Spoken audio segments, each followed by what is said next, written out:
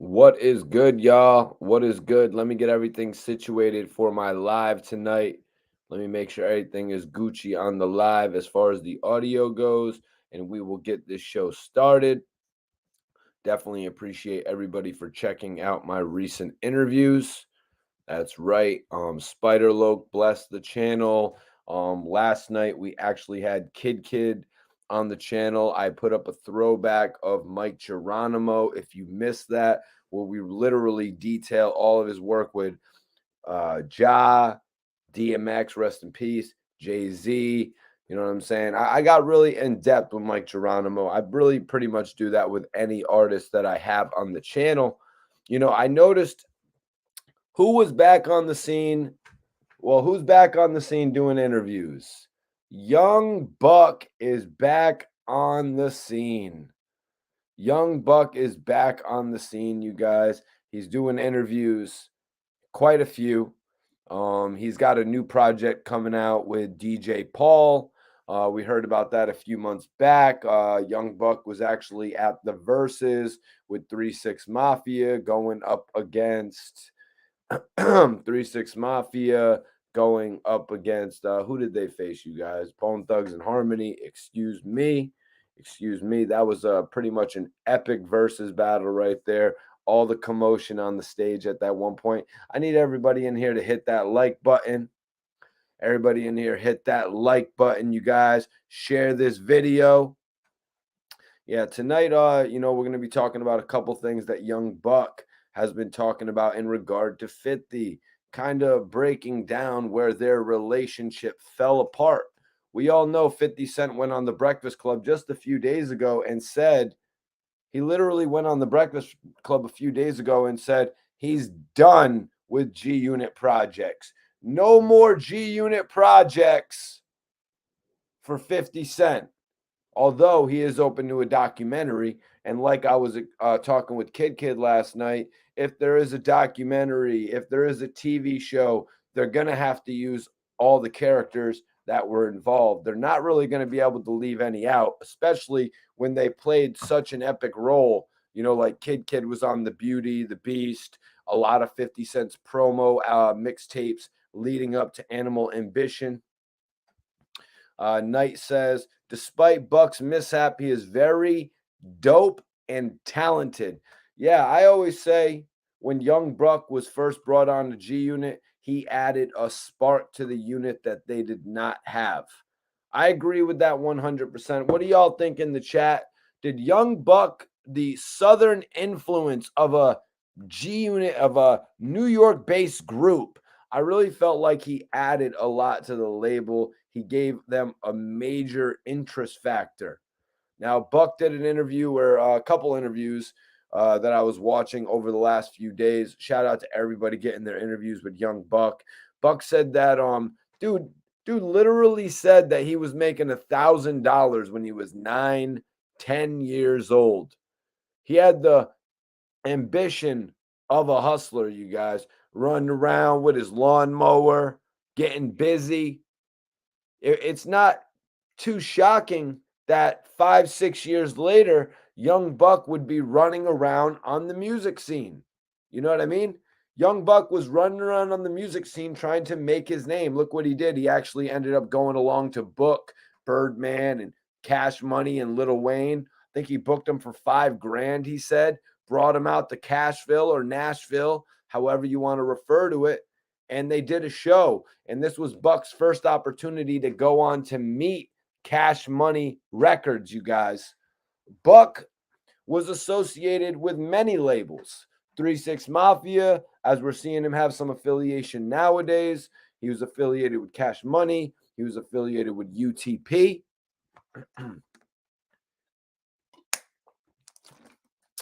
Shout out to Albial. If Albial is in fact home, welcome home, Albial. Because I know my dude actually booked him in Connecticut a few times. Cashville, damn right. Damn right. Buck did not disappoint. I love it. I love it. Everybody go ahead, hit that like button, share this video. I'm about to put a poll up.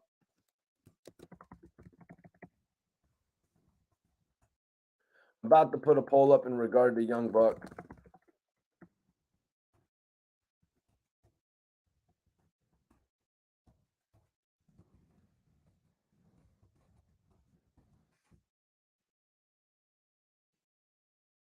Everybody answer the poll right now. You heard? Everybody answer that poll right now. Let me know what y'all think about it. Everybody put your response to the poll in the chat right now. Let me know how y'all feeling tonight. Young Generation says 50 refuses to acknowledge the impact them guys had.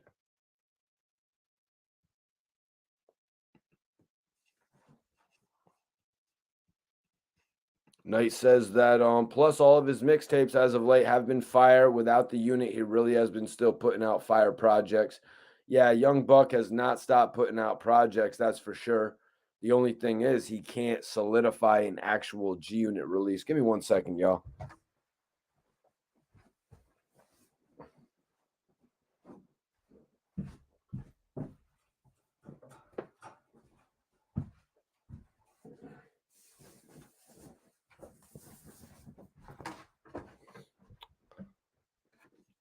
Welcome to Cashville was almost as good as Hunger for More. Well, we would have to do a side-by-side comparison if we were really going to talk about all that. My guy Iceberg said, Young Buck thinks 50 was supposed to be his attorney and teach him how to do his taxes. I F with Spider Loke. He's nothing like these other crybabies. You heard the terminology there, crybabies, you guys. When somebody expects an artist just to keep on doing and doing and doing, you know what I mean? But, Young Buck didn't really have the same amount of help on his debut album as Lloyd Banks, as Game, as Tony Yayo. Let's keep it real. 50 Cent pretty much did a few ad libs on the Let Me In track. But that's like I said before, the Young Buck project, and this is you can take it how you want, you can remember it how you want, but the Young Buck project was kind of projected to fail.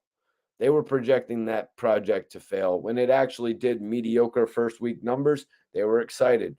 They started touting it. They started toting those numbers. As I said, all these numbers from G Unit, they were put on a pedestal until the numbers turned upside down. Like I was going over with Kid the other day. I was going over the fact that the Beauty moved 14,000. You never heard nobody talking about the Beauty doing triple C's numbers. Triple C's numbers. You know what I'm saying? You never heard about that.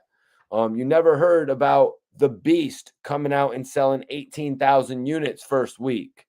You know what I'm saying? 50 Cent used to make such a big deal about all of the numbers: 350,000, 440,000, 580,000, 1.1 million in a short week. I think it was Jada who said that. But, anyways, all of these numbers were touted as being the biggest thing. But when the numbers declined, what happens? We stop mentioning them. The numbers become less important. We saw 50 Cent say in a new interview, 50 Cent was saying, you know what? People see the numbers and they say, hey, your numbers aren't as good this time around. You're not as hot as you used to be. Yep, that was a dope. I know you're going to shine and get mine. Yep. I know you're going to shine and get mine. Young Buck came on that album heavy, and he came on his own with his first two singles. Shorty Wanna Ride, Let Me In. I got to give him credit on that, So, Young Buck, as I said, booked Birdman and Cash Money. He booked Birdman and Cash Money to actually come to his city because he hit him up. He's like, yo, he got some sort of a way to get in contact with him. Maybe it was through a CD or something along those lines. But he called him, yo, I want to bring you out to Tennessee. How can we make it work? $5,000. Buck had 5,000 in his pocket. We're probably 10 years removed from when he's 9, 10 years old, cutting lawns. So now he's older. He's got $5,000 to take a chance on himself. You know what I'm saying? A guy's 10 years old with $1,000 in his pocket. I bet you at 20, he could spend $5,000 on something like this. So Buck took a gamble, you guys. And honestly, I've never heard a gamble like this before. You know, I'm going to be 100. Everybody share this video one time. Share it with one friend. I'm going to be honest with you guys. I never heard a gamble like this before for the guy to actually book a show with the artist, and then the artist goes on to sign the talent. When have you ever heard something like that? Please in the chat, let me know. Well, the Beast and the Beauty did have official sales recognition on the Billboard charts, brother. That's what I'm. Check out my live with Kid last night if you missed it. Yep, Biggs. We're about to get into it. We're about to get into all that. Bucks history with UTP. Bucks history with Cash Money. Bucks history with 3-6 Mafia. Buck has really had a lot of history with a lot of different artists, you guys. You know, Buck has had a lot of history with a lot of different artists. It's no wonder in my mind how he's been able to maneuver around the music industry the way that he has. I mean, right now we see him rocking with DJ Paul, and it makes absolute sense. Let me check out the poll. Vote in the poll if you haven't. Did Young Buck disappoint you on G Unit? 87% of the people say no. Absolutely not. When Young Buck came into the game, he absolutely made G Unit a better collective. No disrespect to Tony Yayo, but Young Buck coming in there with Lloyd Banks and 50 Cent, he added something. He gave a little bit of extra definition to the group. You know, when the group was all New York, he added something to it, which is why I was initially so hyped to see the game come in. I wanted to see the game add the West Coast influence. I wanted Young Buck's Southern influence. I wanted Banks and Yayo and 50 on the New York tip. This is what I wanted to see as a fan listening to the music. But as you know, with the disruption of G Unit, with G Unit literally coming apart, we didn't get the G Unit follow-up album until 2008.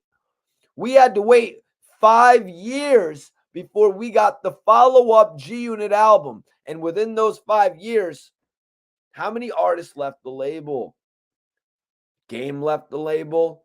Buck ended up getting kicked out of the group, not leaving the label, but Buck was kicked out of the group. 50 said, oh, we're going to leave Buck's name on the album. We're going to leave his name on the album 5 times. 5 times Young Buck was on the Terminate on Sight album. Why was he only on the album 5 times? Maybe it was 6, maybe it was 4. It was right around there.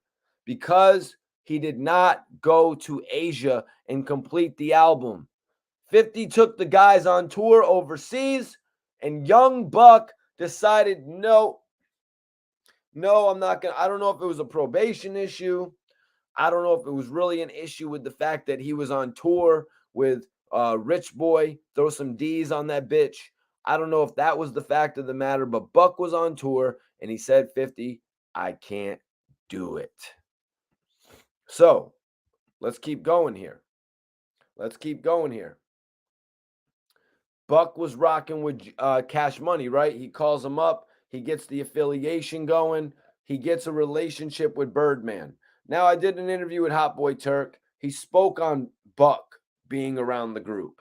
He spoke on Buck being around Wayne, Birdman, Juvie. Obviously, that's how he built a relationship with Juvie.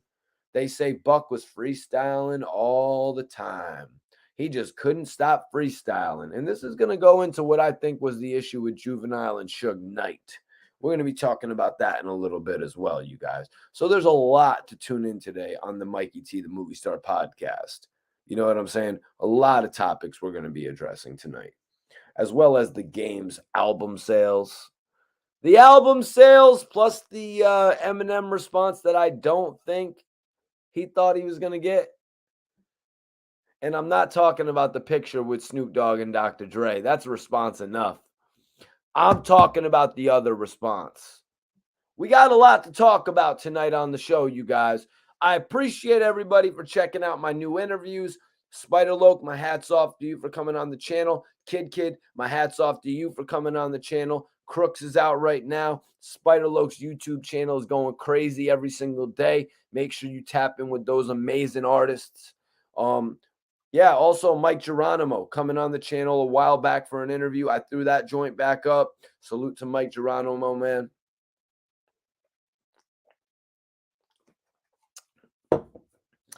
Of what is considered a flop.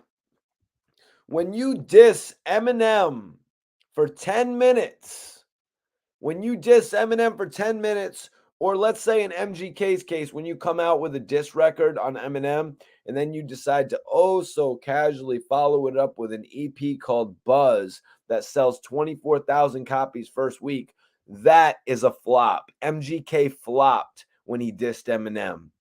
MGK flopped so hard that he had to go and do soft rock music, Blink 182 style music. All the small things like your record sales, like your hip hop record sales. 24,000 units in a short week after dissing Eminem. Sorry, it didn't work out for you. Let's go try to sing our hearts out now. But shout out to Machine Gun Kelly because he gave me an interview, actually. You know what I mean? Eminem hasn't really ever given me an interview. So what can I say? Machine Gun Kelly actually had me in for an interview right after he signed with Bad Boy. Filmed him on the show with all that. So I can't discredit the love that he has shown me in the past, but I'm going to call it like it is.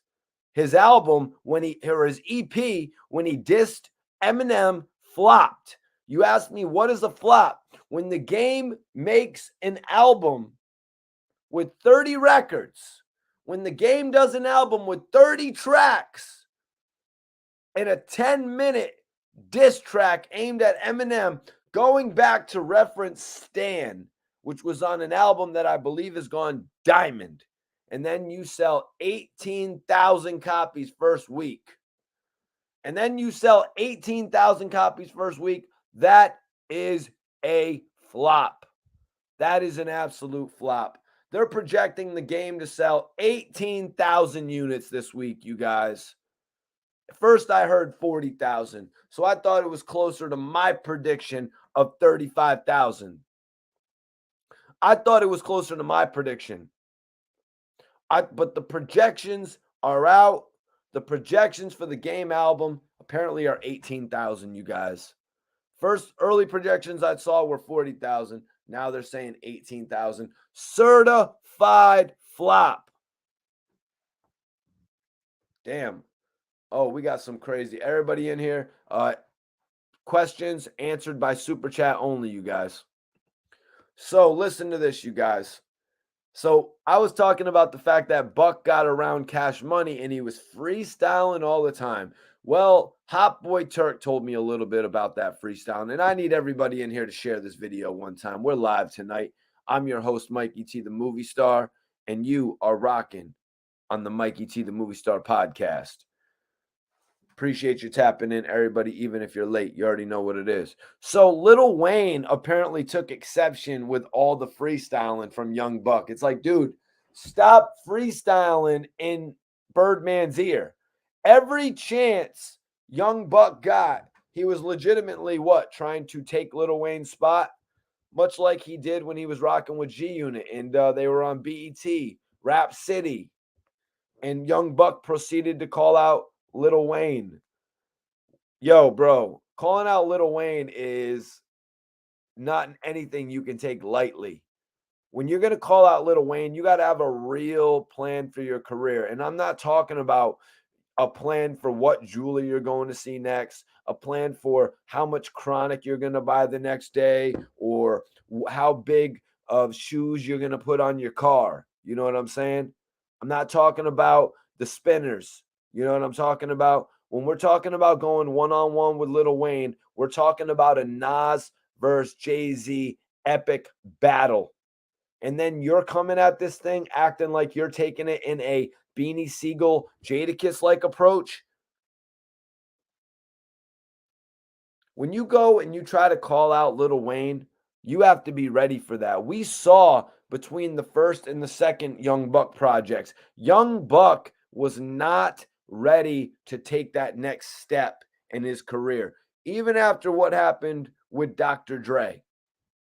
Even after what happened with Dr. Dre at the Vibe Awards, and everybody said, "Oh, this is that opportunity for Young Buck to step up and do those Young Jeezy like numbers." They paid 500,000 bail to get Young Buck out of jail. They had a forensic specialist come in or something like that to prove that he used a fork. What other bloggers talking like this, you guys? Make sure you subscribe to the channel. We talk real shit over here. We talk real hip hop on this channel. So make sure you're subscribed. Make sure you tell at least one friend about the Mikey T, the Movie Star podcast. So Buck said in an interview that he's a very emotional individual, meaning I believe in standing on principles. Young Buck wants to stand on principles. Young Buck wants to bring up that he would never use the same tactics that 50 Cent used on social media to make him look like a fool, to point out all the odd activity about the lifestyle of Young Buck. Young Buck says things like, "Oh, I don't jump on social media and do this." I got to call that out. I got to call that out as inaccurate, not true. You know, the reason that Young Buck is not on social media like 50 Cent is because the presence, the audience is not there. I've seen Young Buck go on live. Young Buck is on live quite a bit. I've seen him go on live for extended periods of time. Nobody logs in. He has like one, maybe 200 people logging in on his live videos. It's kind of like sad. You know what I mean? He must be like, yo, this is kind of sad. I used to have the whole world, but now I just have like literally 175 people logging into my videos. You know, you can say all you want about, you know, telling your manager that you want to get more active on social media. It doesn't work like that. Getting more active on social media doesn't work by just telling your friends that that is what you want to do. You know what I'm saying? Do you think all of these other dudes who have taken over the internet game, you know what I'm saying? These dudes who have created productive and powerful YouTube pages got there by just saying, "Oh, it's just something I've been wanting to do it all the time." No, that's not how it works. You have to actually go in there and you got to put in the work. Just because your first video doesn't do 1 million views, you know what I mean? But that goes back to the Straight Outta Cashville album. Nobody expected that album to move 260,000 units first week. They thought that was going to be the first G Unit failure. You got to realize Rome wasn't built in a day. You jump on the video, just like you go on Instagram Live and there's only a couple hundred people there. You got to keep building it. If Young Buck did put in that work, he would get his media presence back. Yeah, I've been doing this shit. I've been doing this shit for over a decade with no breaks, with no stops. You know, Buck said, I believe in standing on principles. I noticed that a lot of the things that were being done to me were kind of a individual taking principles and morals away. So I had to adjust to this entertainment thing and understand that some people are going to entertain that way.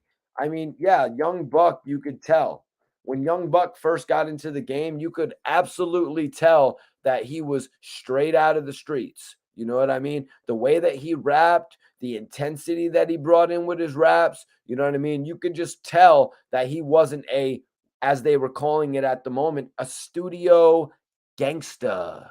Young Buck was not a studio gangsta.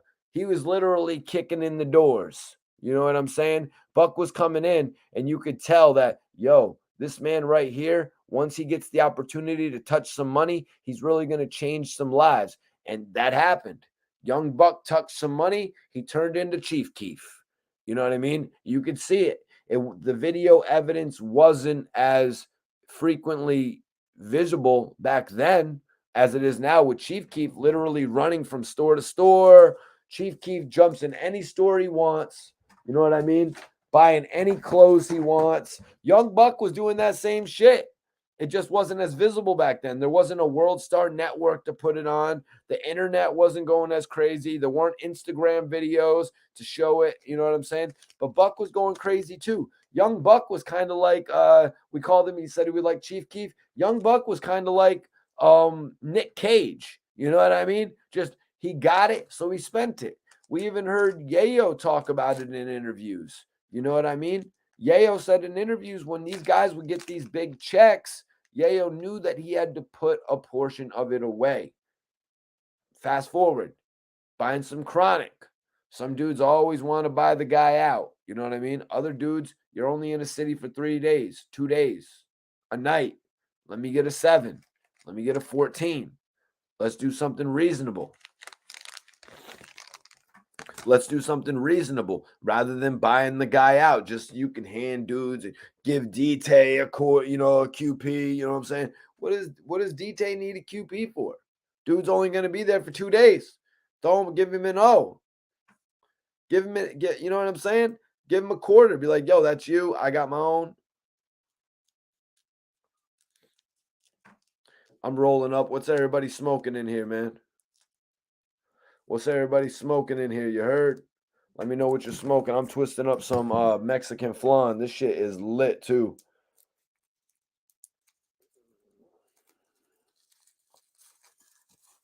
This shit is lit too, y'all. I'm smoking on the best gas. I like it. My dude. Oh man, I messed up the Dutch. Justin says, to be honest, they was big off 50 Cent's hype. All their second albums, the sales dropped because the hype dropped. It got corny. Damn. So everybody kind of sees what it is. Everybody kind of sees what it is right there. Let me see. So Buck says, so I've always kept my morals and principles. I still do this to the very day. All right, so let's address that. You want to talk about 50 Cent dissing you, Buck? Buck wants to talk about 50 Cent dissing him. Buck, you are the one that dissed 50. Buck, you are the one that didn't go on tour with 50. You are the one that videos started popping up. The videos started popping up. Buck saying, FG Unit. I didn't even want to watch the first video that popped up that said Buck was saying FG Unit. I didn't want to believe it. I didn't want to believe it. I'm going to ask a poll. Let me get this poll up right now, you guys. Let me get a new poll up. Were you shocked when Young Buck dissed 50 Cent? Because I was shocked. I couldn't even watch the video, y'all. I ain't even going to lie to you. I couldn't even watch the video when Young Buck dissed 50 Cent. I couldn't even watch the video. I was like, nah. That's bullshit. That's bullshit. Who in here remembers the videos? Who in here remembers the videos? Young Buck dissing 50 Cent for no reason. What was it? Because Buck the World flopped? Is it because Buck the World flopped or something? Come on, let's be real about it. When that happened, it totally took me by shock. Young Buck dissing G Unit. It wasn't 50 releasing the audio first. Everybody wants to go back to the audio of Young Buck. It was not the audio that started that beef. It was Young Buck going from tour to tour. It was Young Buck going from show to show saying FG Unit. Eric says, can't bite the hand that feeds you. Yeah, Buck the World was a great album. Buck the World was a great album. I'd have to say Buck the World was better than Rotten Apple, to be 100 with you. Just to keep it a buck. Buck the World went off. I'd have to keep it in a buck. I'd have to say Buck the World was better than Rotten Apple. I might be tripping, but, I'd actually have to go over it, but we'll see. My man Johnny disagrees. Oh, my man. Shout out to my man. Shout out to my brother RBH. It's my bro right there. He's actually going to be opening for Ghostface this Sunday. That's right, at Toad's Place. My brother RBH is going to be opening for Ghostface from Wu-Tang. RBH, am I tripping? What album was better? Buck the World or Hunger for More? Or actually, we're putting up a new poll, you guys. We're putting up a new poll. How were you not shocked that Buck dissed 50 Cent? Which album was better? Rotten Apple or Buck the World? Putting up the poll right now. Getting something. Sorry, guys. I had to get something twisted up real quick, but we're back.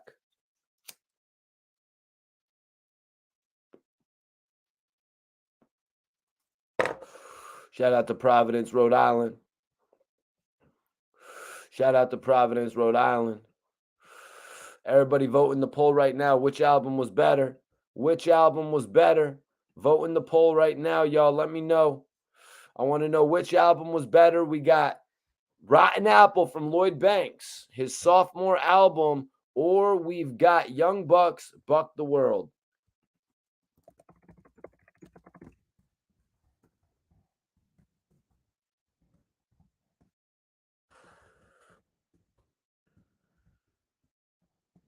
I want to see what y'all got to say. I want to see what y'all got to say in the poll, so make sure y'all vote right now.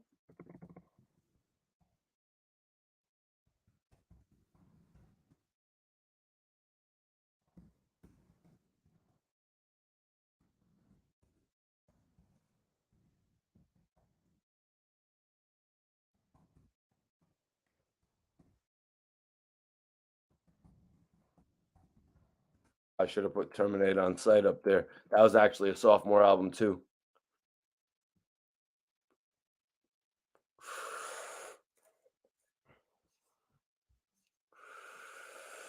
Buck by a long shot. That's what's up.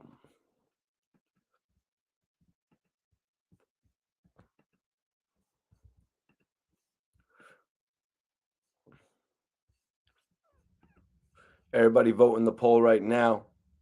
Everybody vote in the poll right now. RBH says, I'd say it's a draw. Both were enjoyable. However, neither was better than their freshman projects. So neither of their second albums actually did better. They didn't do better when it comes to sales.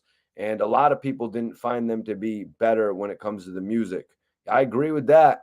Two flamers right there. Banks Survival and Buck Haters. Absolutely.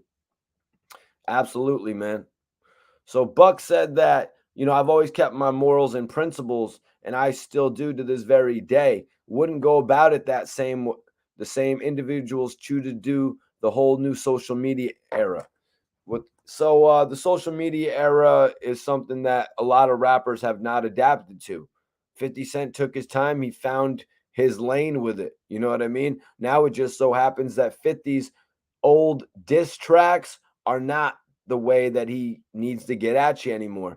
50 can get at you just by picking up his phone. 50 can get at you the way he used to get at you on How to Rob, the way he dissed 20, 30 rappers on How to Rob. All he's got to do is pick up his phone. The way that 50 used to diss rappers on Piggy Bank, the way that he made Ja Rule back down. He doesn't even need to drop a 16. He doesn't need to write a catchy hook no more. All he needs to do is pick up his phone. 50 won't even do interviews anymore because he finds more value in literally picking up his phone and just, you know what I mean? And just doing it that way. Yeah, I'd love to do an interview with Buck. We were supposed to do some work with Buck back in the day when he had first departed from G Unit. Bangum Smurf was actually talking with Buck. Buck confirmed back in the day that he was actually going to do a record for Bangum Smurf. But then, obviously, Buck got back with G Unit and our connection with Young Buck was gone. If you guys want the truth, we had been in contact with Buck in the past. We did speak with Buck in the past about doing some work. So yeah, Young Buck was actually going to work with Bangum Smurf.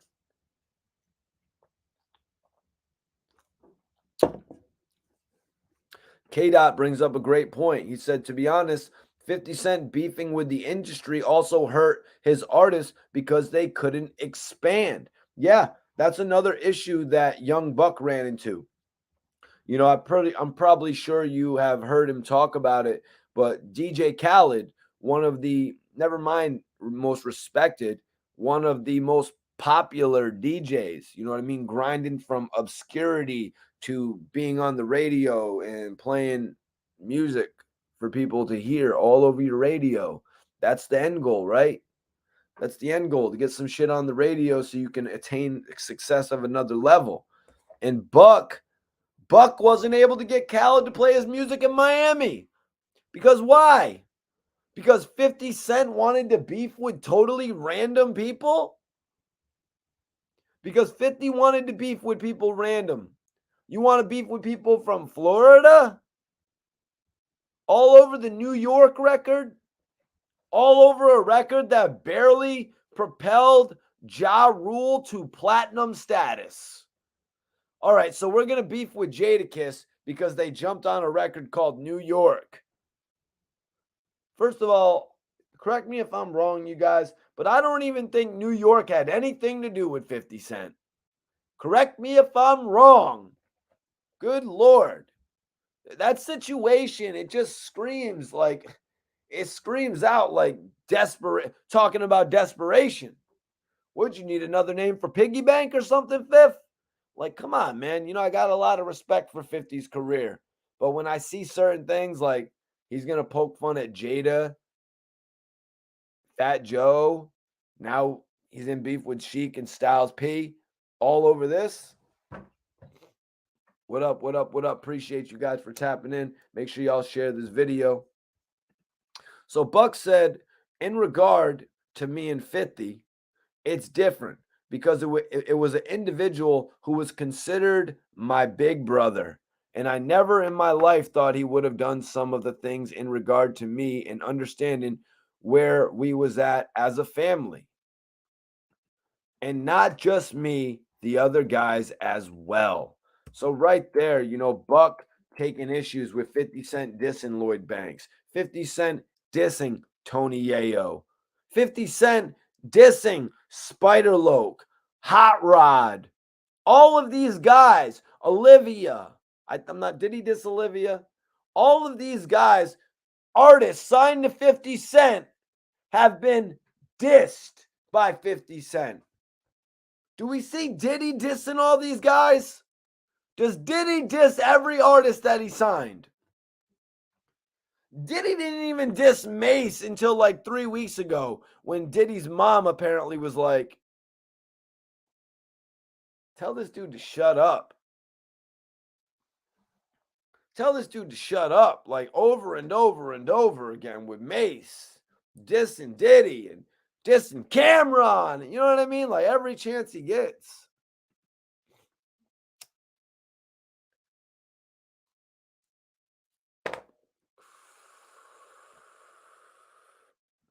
Bro, you don't know shit about off base, man. You're probably 15 years old.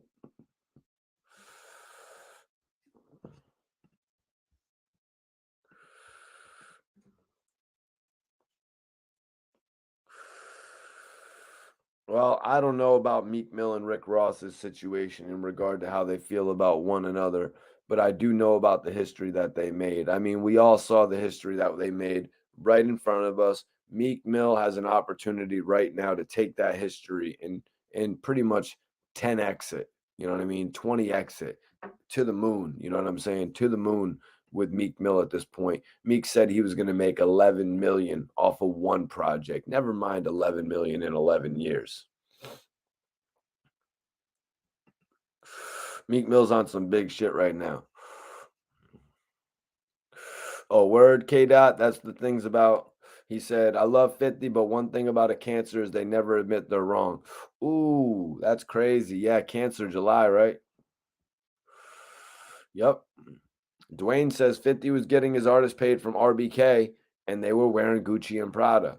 Yeah, you know, that's sweet and all that. You know what I mean? The fact that you got the money now to go out there and buy the things that you want to buy, that's awesome. You know what I mean? That's sweet. But let's not forget what's paying the bills. let's not forget where the money's coming from. If you're getting paid to endorse a brand, you know what I'm saying? If you're getting paid to wear Reebok, if you're getting LeBron wearing Nike, you know what I'm saying? If you're getting paid to do these endorsements, then that's what I would expect you to be wearing, especially when you're going in a public setting. You know, when G Unit is around. What other labels in Interscope had deals with clothing companies? You know what I mean? What are you doing? You know what I'm saying? What are you doing? You're supposed to be in that Interscope building making G Unit look bigger as a collective. So G Unit could then go and get their next major check. So then G Unit can go and triple that Reebok check. Well, look how important G Unit makes Reebok. But look who got the Reebok check. Somebody in the chat, who got the Reebok check? Because 50 and the G Unit guys couldn't just wear the damn shoes. They didn't want to wear the shoes in the music videos, aside from just a little bit. For crying out loud, 50 put the damn G Unit shoes in just a little bit. You had G Unit guys who weren't even getting the RBK checks wearing G Unit sneakers. You had G Unit members who went on to pass away saying, oh, Young Buck was in the Matrix.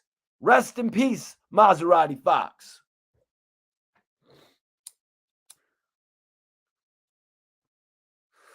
But this part right here catches me. Young Buck actually taking issue with the fact that he dissed others. You know, we as a family, and not just me, the other guys as well. And we saw it right in front of our face.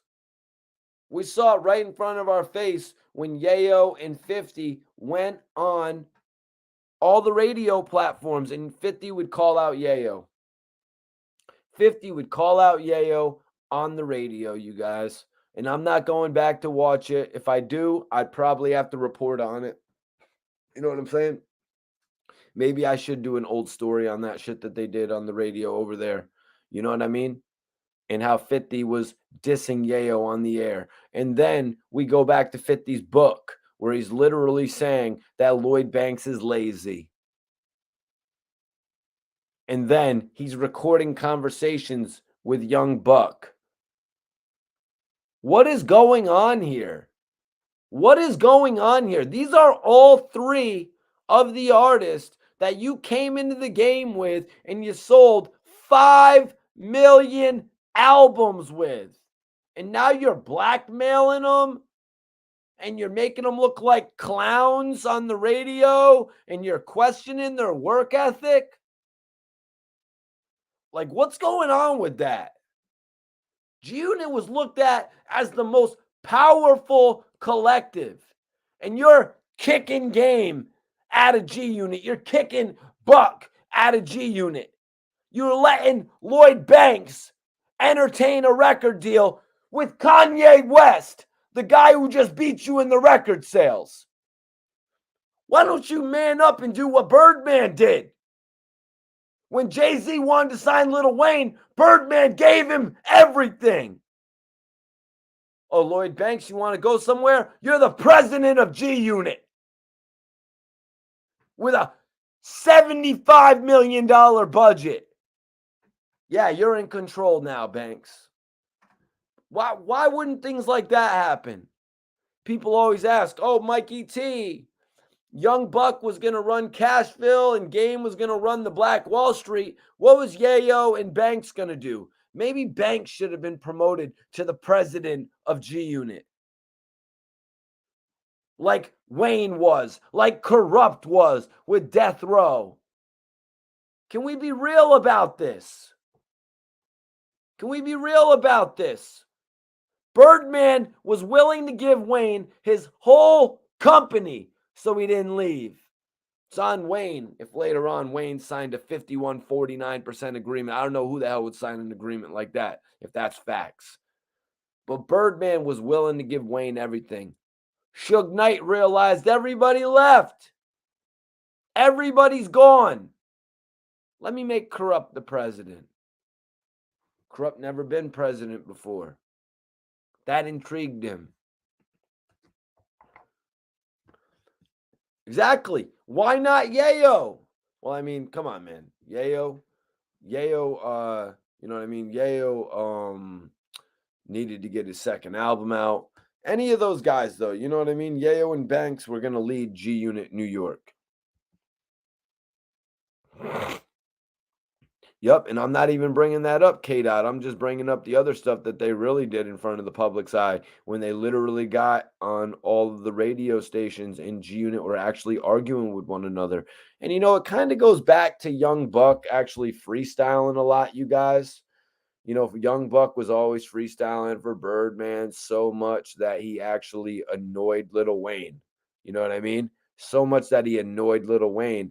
And honestly, when they did all the freestyles on the radio, I don't mean the last ones, like when it was a three-man collective, when it went from Banks, Yayo, and 50 to Banks, Buck, and 50. I mean, when it was all of them, all five of them, it kind of looked like Buck was stealing the spotlight a little bit to me. I don't know if it looked like that to any of you guys watching, but when they did the various radio shows, it kind of seemed like Buck was taking a lot of extra time freestyling and shit like that. And I was just kind of like, yo, Buck, come on, man. Give somebody else a chance to shine. You know what I mean? Give somebody else a chance to shine. So Buck says, a lot of things could have been handled different in my eyes.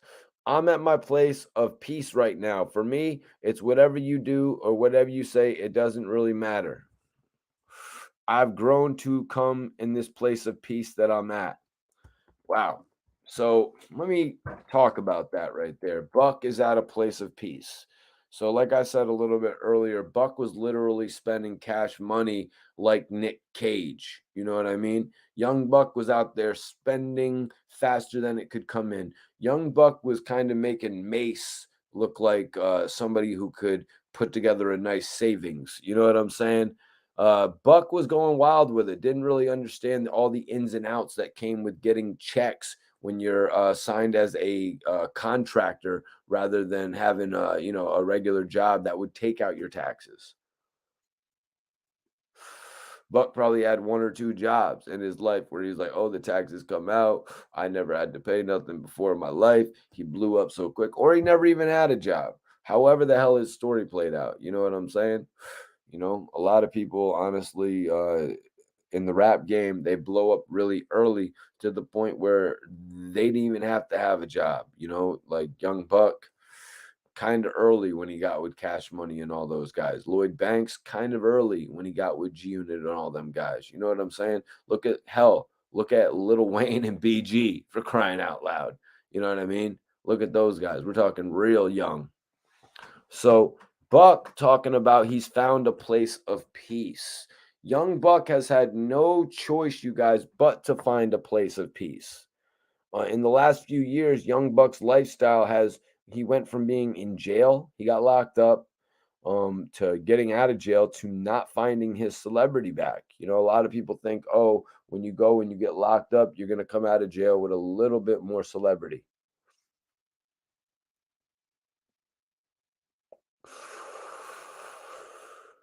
It just hasn't happened lately. You know what I mean? It doesn't really happen like that no more. The next one that it's really going to happen for, that's going to come out of jail with a lot of celebrity, is going to be Max B.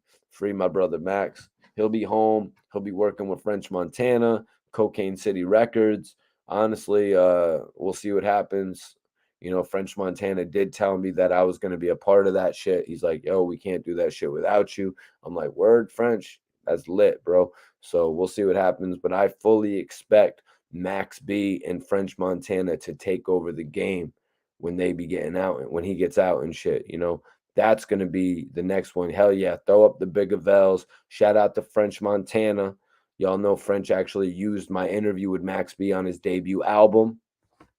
Let me take a look at this poll. I want to take a look at the poll and see what y'all are thinking about it. It's either Rotten Apple or Hunger for More. Everybody vote in the poll right now. We got 70. We got 90 votes. What do we got? 90 votes right now. 53% of the people say Buck the World is better than Rotten Apple. So I won that one, you guys. The people actually agreed with me on that one, y'all. The people actually agreed with me on that one. That's love, y'all. That's love, y'all. I really appreciate everybody agreeing with me on that poll. I just thought Buck the World was a really strong album. You know, I just thought it was promoted the wrong way. Young Buck literally had Linkin Park on the album, and they're dropping just because Polo the Don. You know what I mean? Just because Polo the Don was lit, they decided to drop the Polo the Don record. Didn't really make sense at this point. So Buck is like, at this point in the beginning, it was like, where is he at? When I seen him, it's up. And if I run into him, we'll handle it that way. So apparently at one point, when you see 50 Cent, it's up. When you see, hold on, man. When anybody, let's be real about this, man. When you see 50 Cent, it's not up. Maybe it's up for you and one of his homies. Maybe it's up for you and one of the members of his security, but it is not up for you and 50 Cent. Let's just be real. Let me just sweep that under the rug real quick with everybody thinking they can take shots at 50 Cent. This man is a major, major person in this world. He's directing some of the biggest movies, or not directing, but he's putting out some of the biggest shows. 50 Cent right now, you're not touching him. I'm sorry. You're not and even back then, after the massacre, when they're promoting Curtis, you know what I'm saying? 50 is at the biggest point of his career. Like, you're not touching Fifth. Let's be real. Dude moves like the president. We saw what happened when one dude tried to run up on him. The sound quality of that video is laugh out loud. Tony Yayo was on there doing his best ad libs. Yeah, G-Unit. Man, they don't even stop doing their ad libs in a brawl. You know what I'm saying? So with all it was going to be up when you see 50 Cent, like, come on, let's chill that out. It's not going to be up. It's going to be a handshake. It's going to be the fifth. Did you get my album? I submitted my album. Buck, the Rehab album sucked, man. It's not going to be your third album. Why? Young Buck submitted an album to 50 Cent. Straight out of Cashville. Buck the World. The Rehab? Why is your third album going to be called The Rehab, Buck? Why is your third album going to be called The Rehab? How am I, as a fan, hearing that? I was like, no Young Buck third album for me. No Young Buck third album for me. I'm straight if you're calling it The Rehab. Like, why would that shit have been called The Rehab, man? Does anybody ever remember Young Buck tentatively titling his third album The Rehab? I was very disappointed.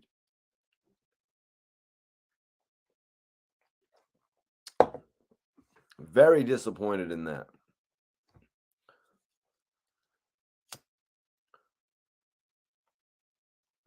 Run it up on 50. Come on, man.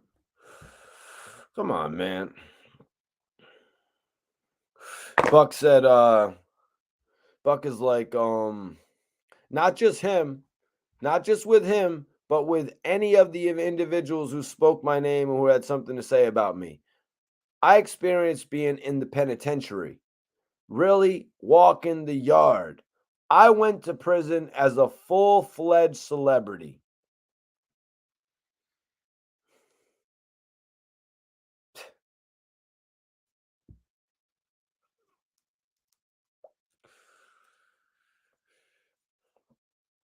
I remember when Buck got locked up, came home, got locked up again. You know what I mean? There's only but so much we can take. You know what I mean? There's only but so much the general public can take, especially when your album was pushed back. First album 2004, second album 2007, and then there was never a third album. You did Terminate on Sight. No, you didn't do Terminate on. You did a few records on Terminate on Sight. And then after that, we didn't get nothing from you until The Beauty and the Beast in 2014. And I'm not talking about the mixtapes that he released that 50 Cent denied. I'm not talking about the mixtapes that he released that 50 Cent had retracted because he was like, all right, screw it. And he tried to do the Meek Mill method. You know, when Meek Mill wrote to Rowdy Rebel, drop mixtapes. Yo, Meek, not everybody has as cool of a relationship with their CEO as you do. I guess Rick Ross gives you good leeway if he allows you to drop those tapes. Because Rowdy Rebel, Bobby Shmurda, they signed a record deal. I'm pretty sure they both signed the same record deal.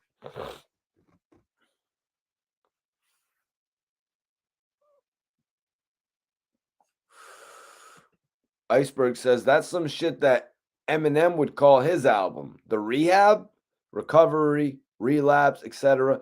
And then we remember the whole thing of Young Buck saying that Dr. Dre was actually going to come back and produce his album.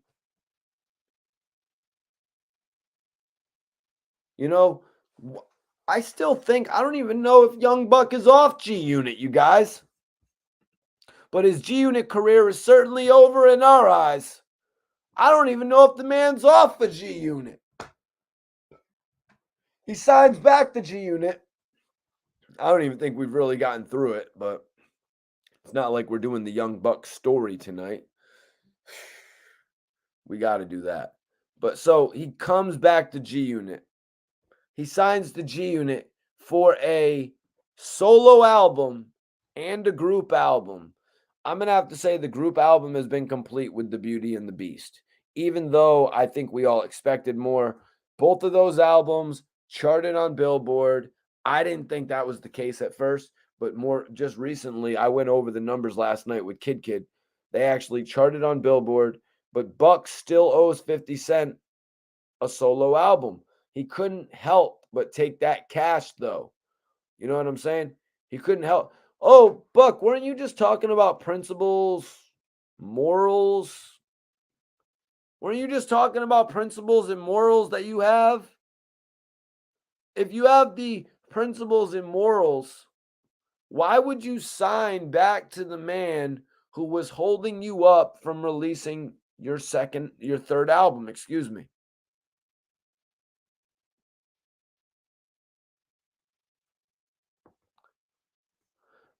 Johnny, G Unit did get past their issues, like I'm talking about right now.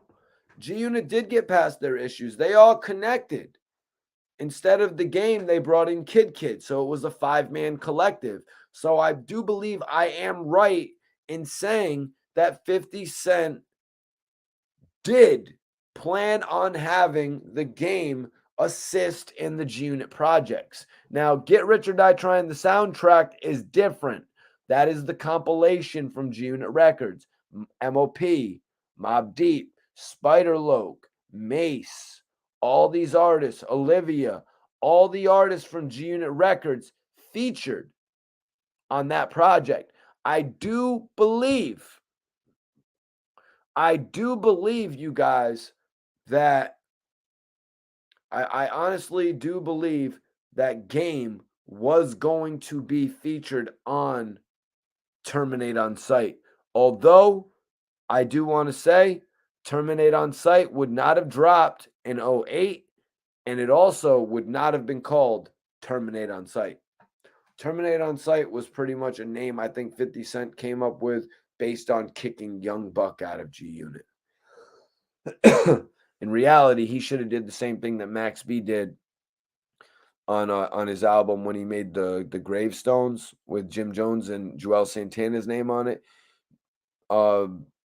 50 should have put up the game and Young Buck's pictures and sort of put a target on them. I think that would have been cool if he could have featured both of those pictures. Not actually sure if he would have been able to do that though.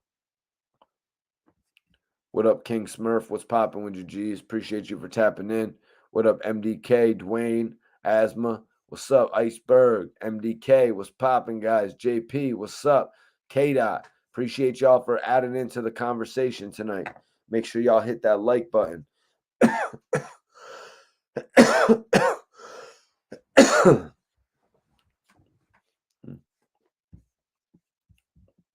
So let me see here. Buck said, I went into prison as a full-fledged celebrity. Really now? Really now? What year was Young Buck locked up? Yeah, he's been getting locked up a lot. So he got locked up in 2016 as well. And that's not what he's talking about here, though. He's talking... Young Buck got locked up, came out, and he really never was himself again, you guys.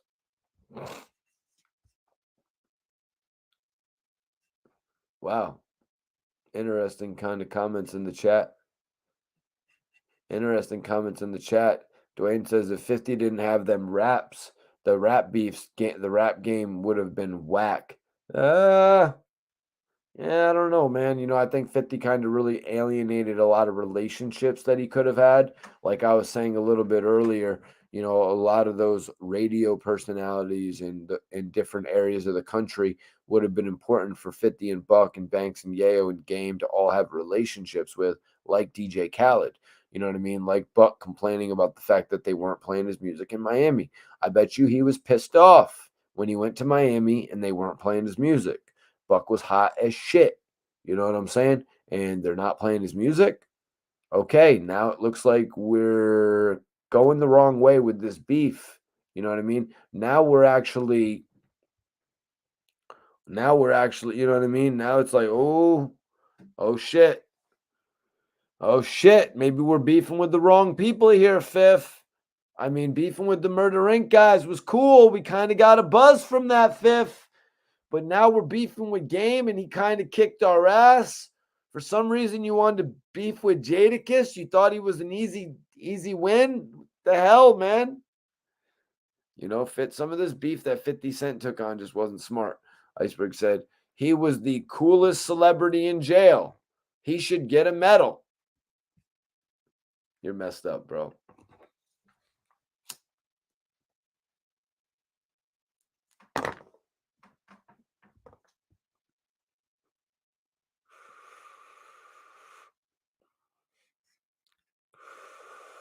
Elephant in the Sand mixtape.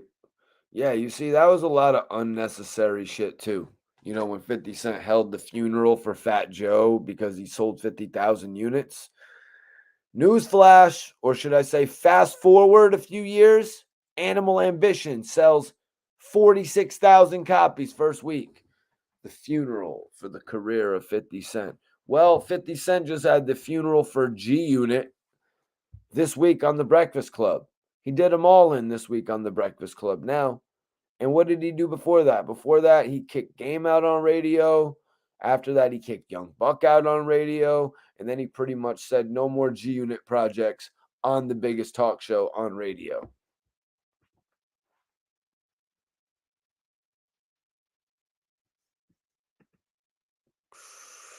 That's all the way facts, man. That is all the way facts. Mikey, Game still got bars. Shout out from Baltimore. That's all the way facts, man. Game, Buck, all these artists from G Unit, Banks, Yayo, you know what I mean? All these guys, Spider Loke, you know what I'm saying? MOP, Mob Deep, all the guys from G Unit, really. Even Hot Rod had a few good hot records. They were leading up real nice, but then I think what they really did with that Mary J record is like they didn't give it the proper, you know what I mean, push. And we're not doing a review of Be Easy right now, though. But this cheese is nachos. 46K independent, though. Yo, K-Dot.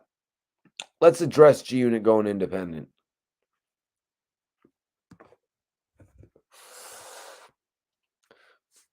when 50 Cent and Cameron got into the argument, and it was pretty much indies versus majors, and Cam was like, Jim Jones is making just as much as Lloyd Banks when he's an independent artist.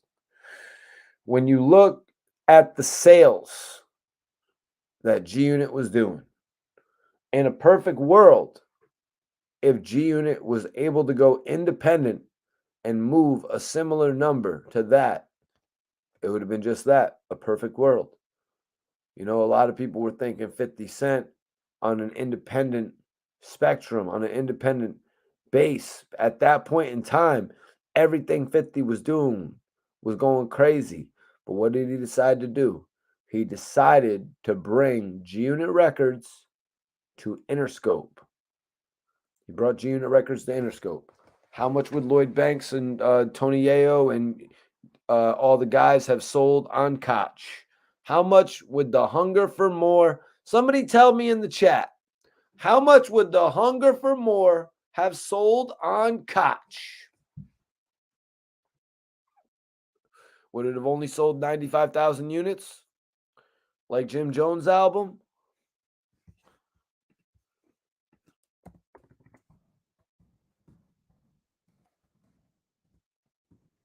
Hustler's Poem?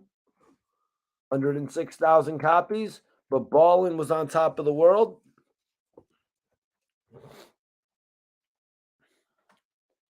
Yeah, Shady Records.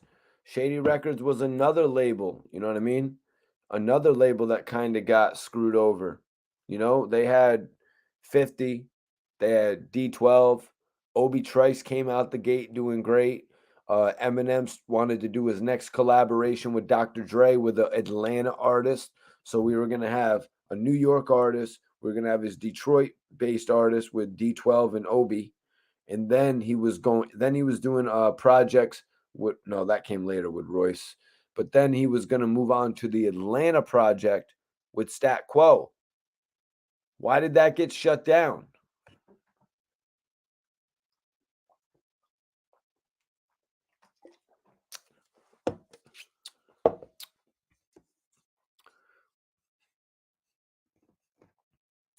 Right.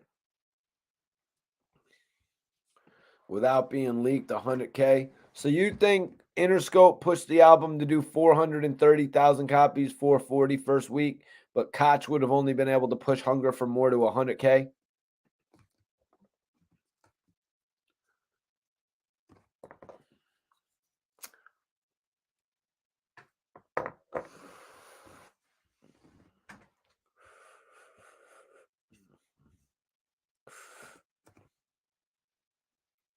This Kush is, yo, I told y'all, this Mexican flan, yo, if y'all ever had flan, like, yo, I shit you not, my car was smelling like straight, like, it smells like, that's a dessert. It smelled like crazy.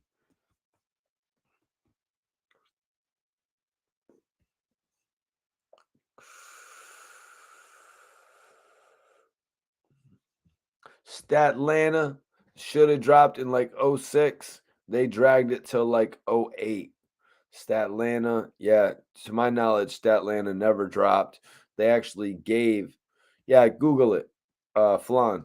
It's a dessert, but they actually gave Stat Quo a feature on, what was it, the Encore album, where Stat Quo and 50 Cent featured on a song with Eminem. You know, they were actually giving him the beginnings of a push. You know what I mean? They leaked the name of the project. We heard him on an album. You know what I mean? But ultimately, the album never got the chance to release. A lot of people back in the day, just to keep it a buck, a lot of people back in the day were kind of feeling like, yo, the G Unit projects are clogging up the Interscope release schedule, which is why Shady didn't get to drop as many artists, which why we never got to see Stat Quo. We never got to see some of these other guys. You know, Obi Trice's shit over with. It was like, hold on, what do you mean? Whoa, whoa, whoa. Obi Trice did his thing. Let's not just second guess second rounds on me. You know what I mean? We really got something going here. But all the artists really seem to suffer from this. All of those artists on their second runs, aside from D12. but he D12 had Eminem attached. You know what I mean?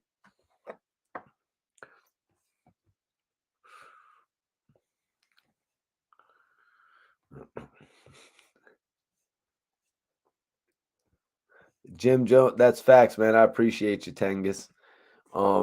JR says Jim Jones improved. Yep, that's something I said as well.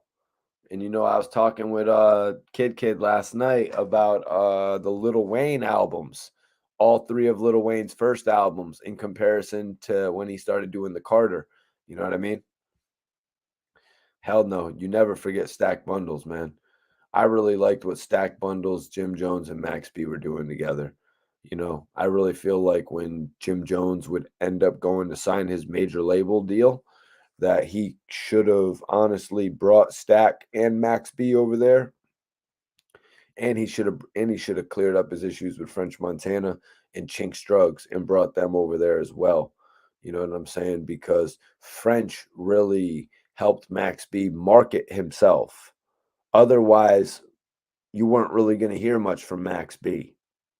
French Montana helped Max B market himself. Stack Bundles naturally had it. You know what I mean? Some people just had to put the camera on him more. You know what I mean? They had to put the camera on him a little bit more, but he naturally had it. Some guys like that, you know what I'm saying? Like Big L, these guys, you could just tell they were made for it. Oh God, I was listening to the G Unit Beauty and the Beast the other day with my guy Iceberg, and we were really just floored by Kid's work. And make sure y'all go check out Kid's new single. It's called Crooks. The studio video is out for that right now on YouTube. His album Real is Rare also out as well. Go check them joints out. Street fame coming, man. Let me think. Well, bro, NOE was actually one of the Bird Gang guys. You know what I mean? Jim Jones had an outfit of rappers. NOE, no, he had Mel Matrix. You know what I'm saying? He really had an outfit of rappers under him. Obviously, it's going to be hard for those guys to stand up when you've got Max B, Stack Bundles. You know what I mean? It's obviously going to be hard for them to stand out, I should say. Let me see. Oh my God. Let me see. Hold on one second. So we're going to speak on the juvenile situation in just a second as well. So Buck is like, I think people start to understand his tactics. I think people start to understand his tactics. 50 Cent's tactics in regards of dealing with me. At least it started to make them realize, hold on, homie's entertaining. He's saying and doing whatever he can in regards to me to get a laugh and get the spotlight off of him. And for me, like I say, those morals and principles never change. They're still the same. So you don't get a lot of social media.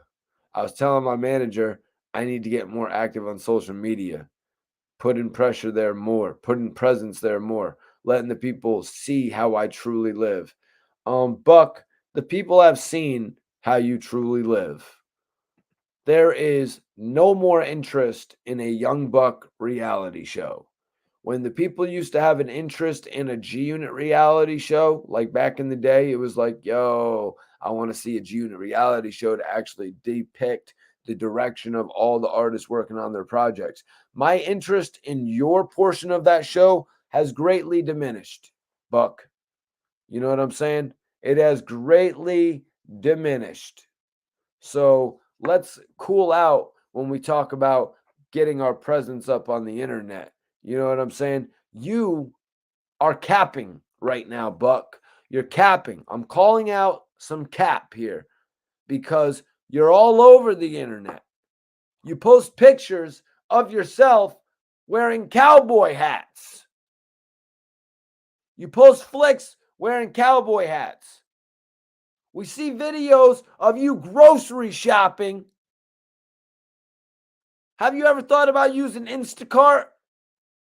What is Young Buck doing grocery shopping? You could simply Instacart that back to your crib. Buck is too busy Instacart shopping, you guys. He doesn't want to make the next shorty want to ride. He doesn't want to Instacart it. He wants to go shop. He wants to go take a ride up and down the damn aisles of the grocery store instead of making new records for all of us.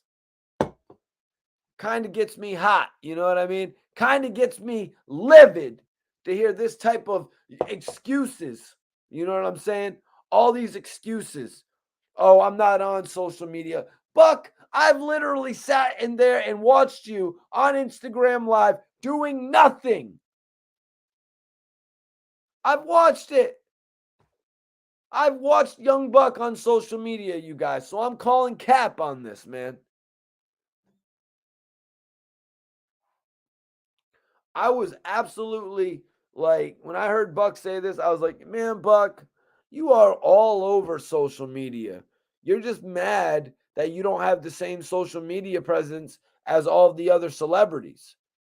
But the only reason you don't have the social media presence as the other celebrities is because you don't give it a real chance.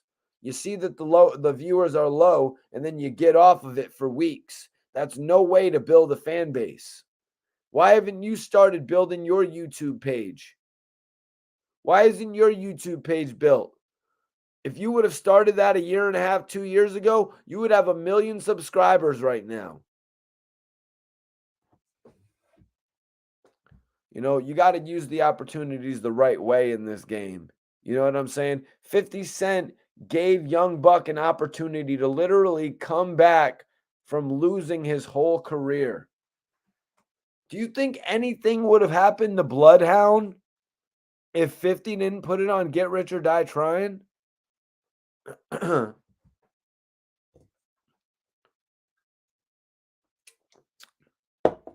Nobody would have ever got a chance to hate on Bloodhound, Buck, if 50 never found you.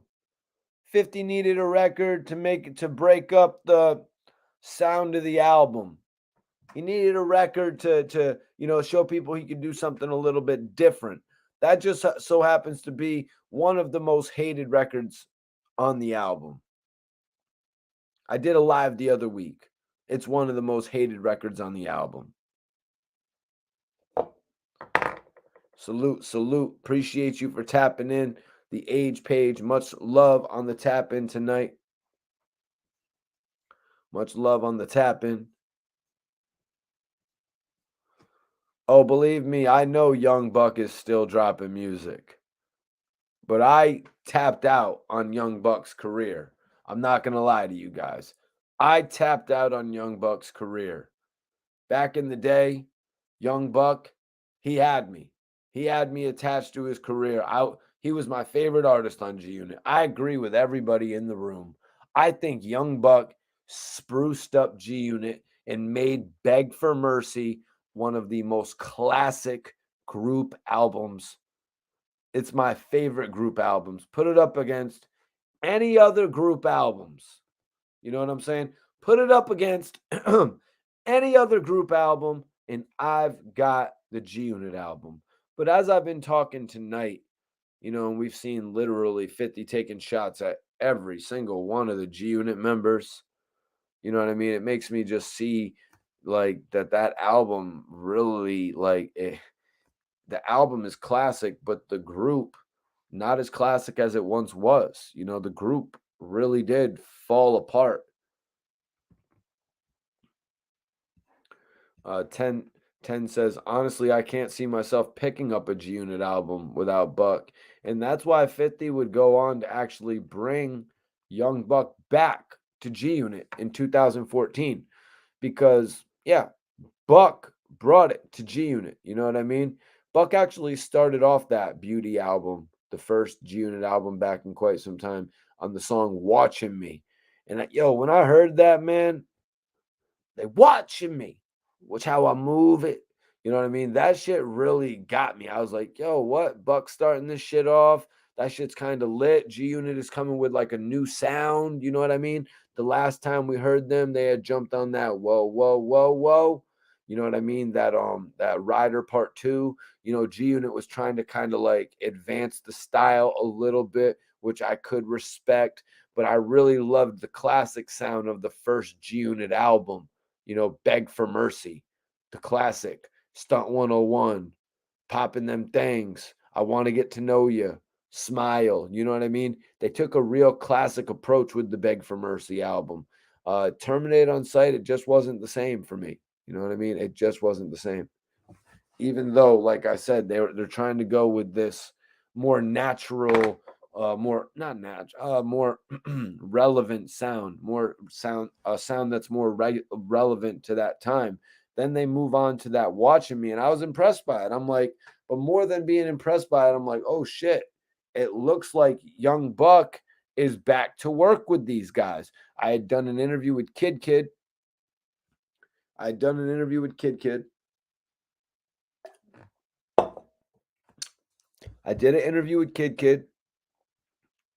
Wow. That interview with Kid Kid I did is mad old. I did an interview with Kid Kid, and he told me Banks came back around. And as we know, Banks came back around to G Unit at that point in time. And The Beauty and the Beast was dope. You can go listen to it, you guys. It's a real easy listen. It's about 12 tracks. Let me think. 6, 12, 14 tracks because there's 2 bonus cuts.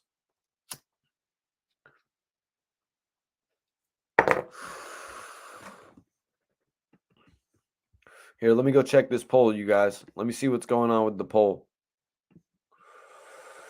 Holy shit. It was almost 50-50 on the poll, you guys. I'm going to leave this poll. I'm going to change the poll in about 1 minute.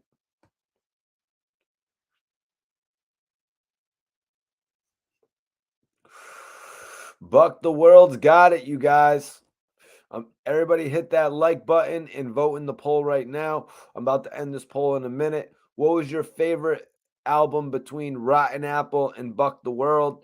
51% of the people are rocking with me, man. 51% of the people are rocking with me on this one. I appreciate y'all for rocking with me on this one, y'all. Hell yeah, man. Everybody's rocking with me on this joint. Everybody's rocking with me on this one.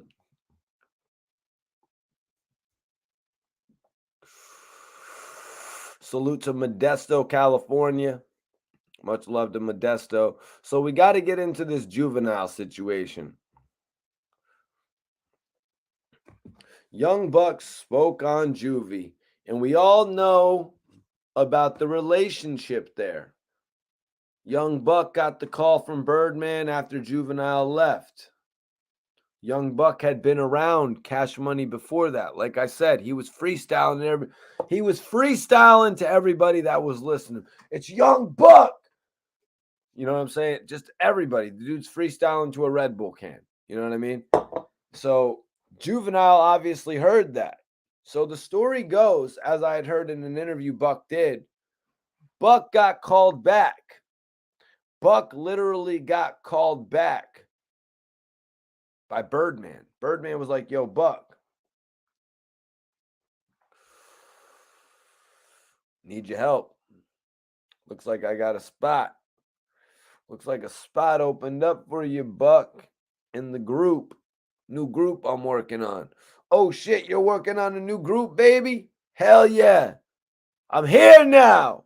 You know what I'm saying? Throw the Young Buck ad-lib in. I'm here now. You know what I'm saying? So Young Buck literally went right there. He told him the group was going to be called the Head Busters. You know what I'm saying? Somebody correct me if I'm wrong. I believe the group was called the Head Busters. Head Busters. And Casualties was actually a really good G-Unit song. Piano Man was really good as well. So Buck makes his way. This is a classic Young Buck interview too, you guys. Buck makes his way to the Cash Money offices. He's there. Birdman just kind of wants him around. You know what I mean? Birdman kind of wants him around. If something I've noticed from Birdman, it seems like Birdman likes to have people that are familiar around. You know what I mean? It seems like that's what Birdman likes to do. Like if people were to come back, they'd see Buck there and they'd kind of feel like they were back at home. You know what I mean? They're like, oh shit, I remember this vibe. Buck was over there shooting dice, and I was over there sipping on some champagne. You know, it kind of takes them back into a memory. Just my feeling on it. You know what I mean? So Buck is in the Cash Money offices waiting now. You guys pretty much like you know, twiddling his thumbs and shit like that. Maybe some nights he's in the studio. Maybe some nights Birdman pops over. Maybe some nights Birdman is just out to dinner with his significant other, with his family, with his other friends, with people, with his brother, Slim, with people that don't even have anything to do with the music industry. Rich people are busy. Buck was trying to get rich. So Buck was waiting. Juvenile pops in. What's happening? What's happening? Buck and him strike up a conversation. Juvenile remembers Buck was a freestyling dude. Buck was freestyling every chance he got. Buck wants to get to the money.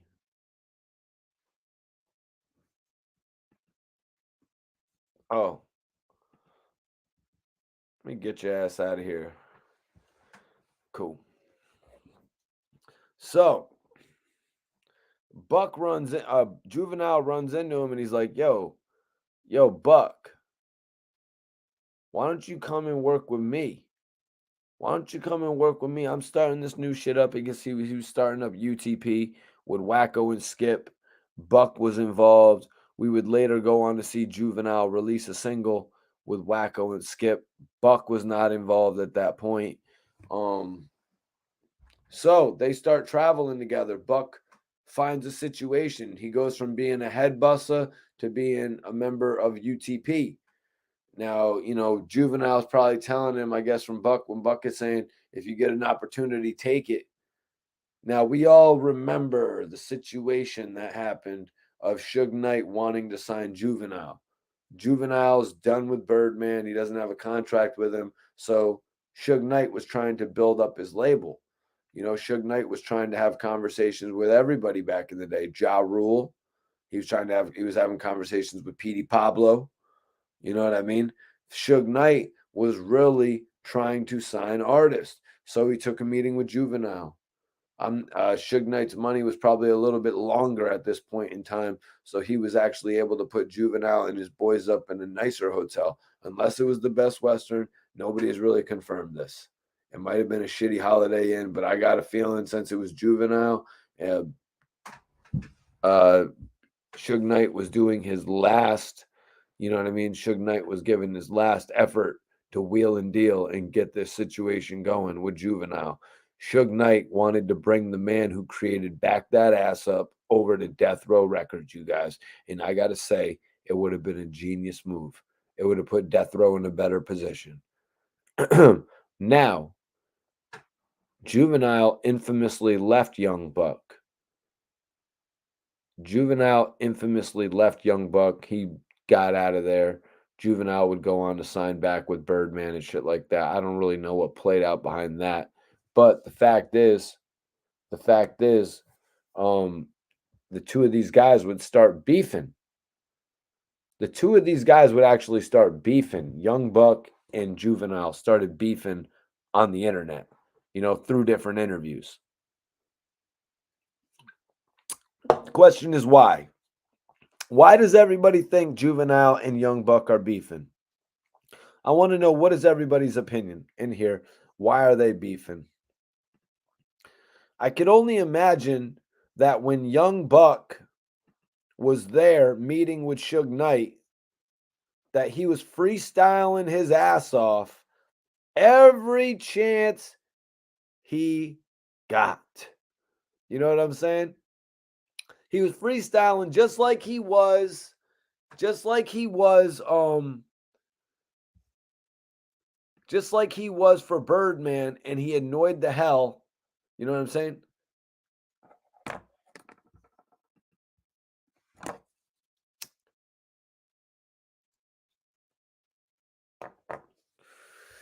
Just like he was freestyling for Lil Wayne and Birdman. You know what I'm saying? I got a feeling when he was there with Juvie around Suge Knight, he was freestyling every chance he got. He was freestyling every chance he got, you guys. That's pretty embarrassing. That is pretty embarrassing, you guys. Juvenile probably was pissed off about it. What's embarrassing about it? The fact that when Juvenile left, Suge Knight was like, yo, y'all need to get the hell out of this hotel. Hotel is canceled. The hotel is canceled for y'all. So it's like none of that freestyling really worked out.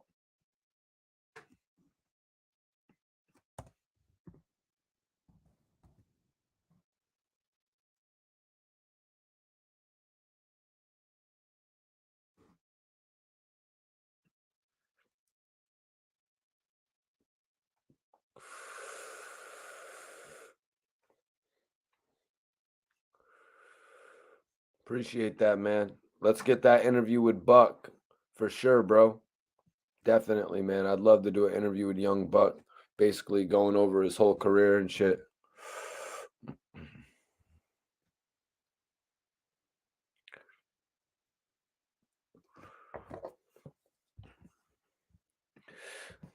Yep, Young Buck was trying to get on. I agree.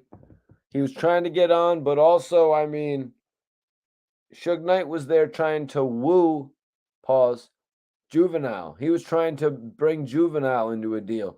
Juvenile was probably going to work a deal to include Young Buck. Hey, I'm doing this thing with UTP.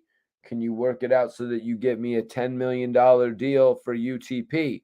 Meanwhile, Young Buck is in there trying to get a $250,000 agreement with Death Row for himself. You know what I mean? It's like, come on, dude. You got to see the bigger picture. Juvenile's in there trying to get a $5 to $10 million deal based on who he is. The man just came out with Back That Ass Up, and I don't know what Buck was doing, but maybe he wasn't following protocol. You're there with Juvenile. The dude's on top of the world. Really, he should have been able to sign a $10, $15 million deal after that shit, after that record dropped. I do believe he may have released an album in between, but he ended up going back with Birdman anyways.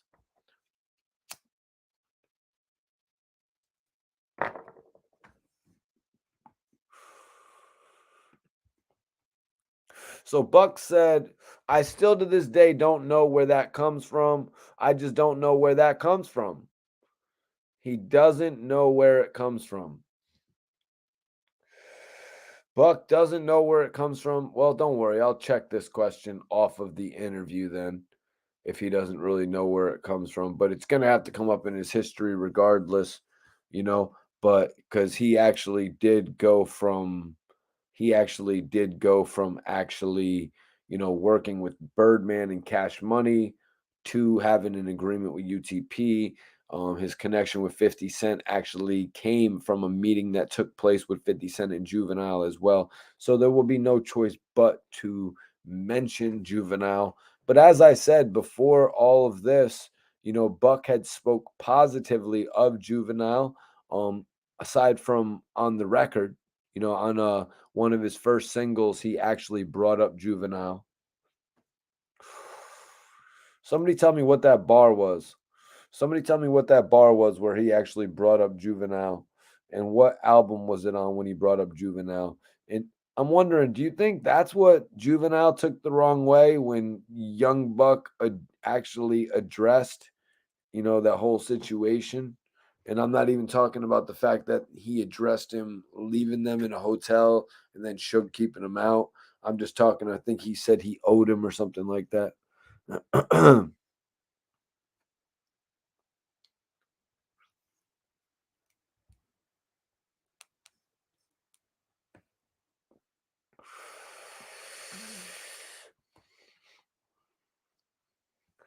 Yep, Duke. He said, Juve left me in California and I don't respect that. Yep. Juve left me in California and I don't respect that. Yeah. That was on Footprints? Really? Wow. Wow. It was on his solo cut, Footprints. Something about I ain't respect that. He left me in Cali and I don't respect that. I love him too much to beef, so I'm gonna accept that. Yeah.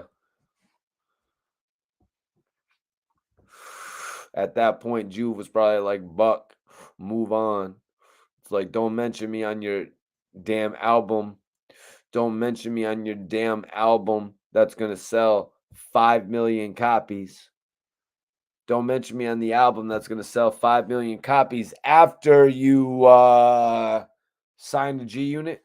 Look what Buck says here. Buck is like, we've ran into each other multiple times since I was running with G Unit. So did Juvenile get his finder's fee? So did Juvenile get his check when you actually, you know what I mean? When you got the alleged $750,000 advance for your album? Did Juvie get his check for everything he did for you, marketing and promoting and literally having you in the vehicle where you met 50 Cent? Could that be what Juvenile is pissed off about? Usually, when an artist markets and grooms another artist and then he goes on to sign a deal, they break him off. I mean, shit, there's videos of Young Blue giving Boosie 100 racks. Yep, Footprints was on Beg for Mercy, and that one sold like 5 or 6 million copies.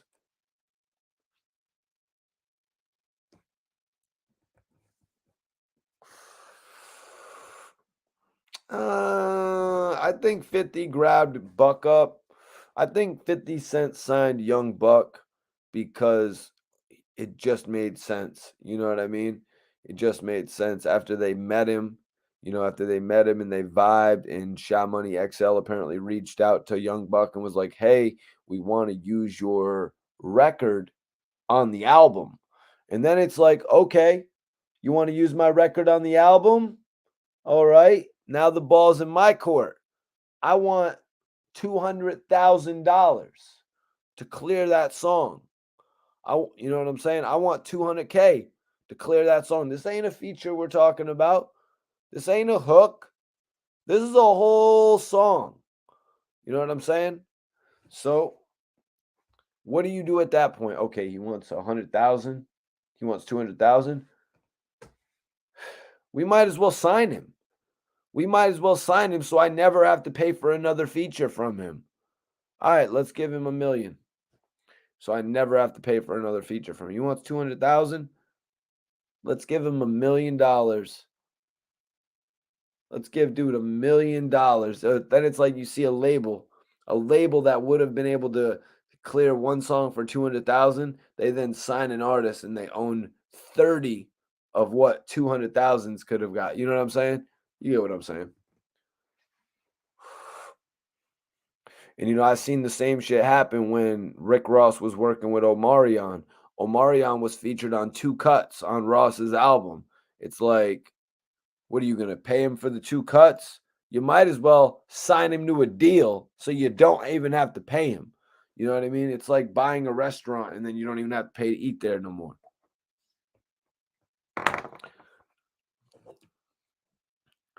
Shit, K, that's probably what 50 gave him. 50 is a good dude.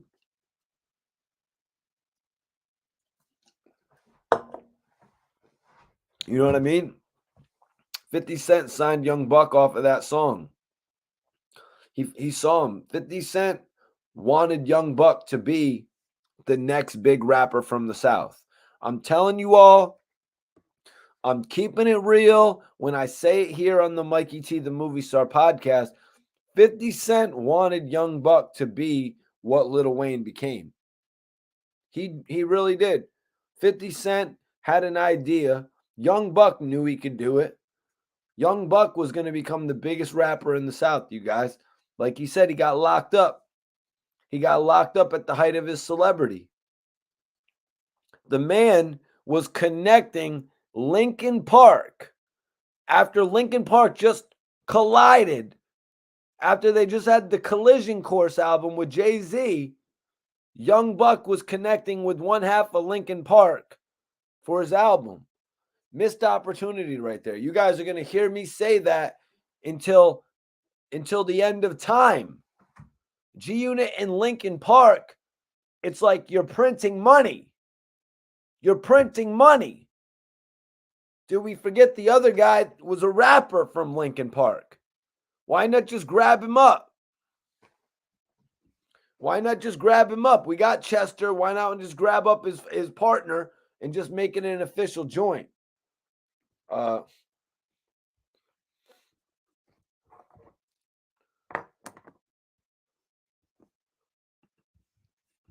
So you guys, looks like Eminem. It looks like Eminem took a picture with Dr. Dre and Snoop Dogg, and he labeled it with some friends. He labeled it with friends, you guys.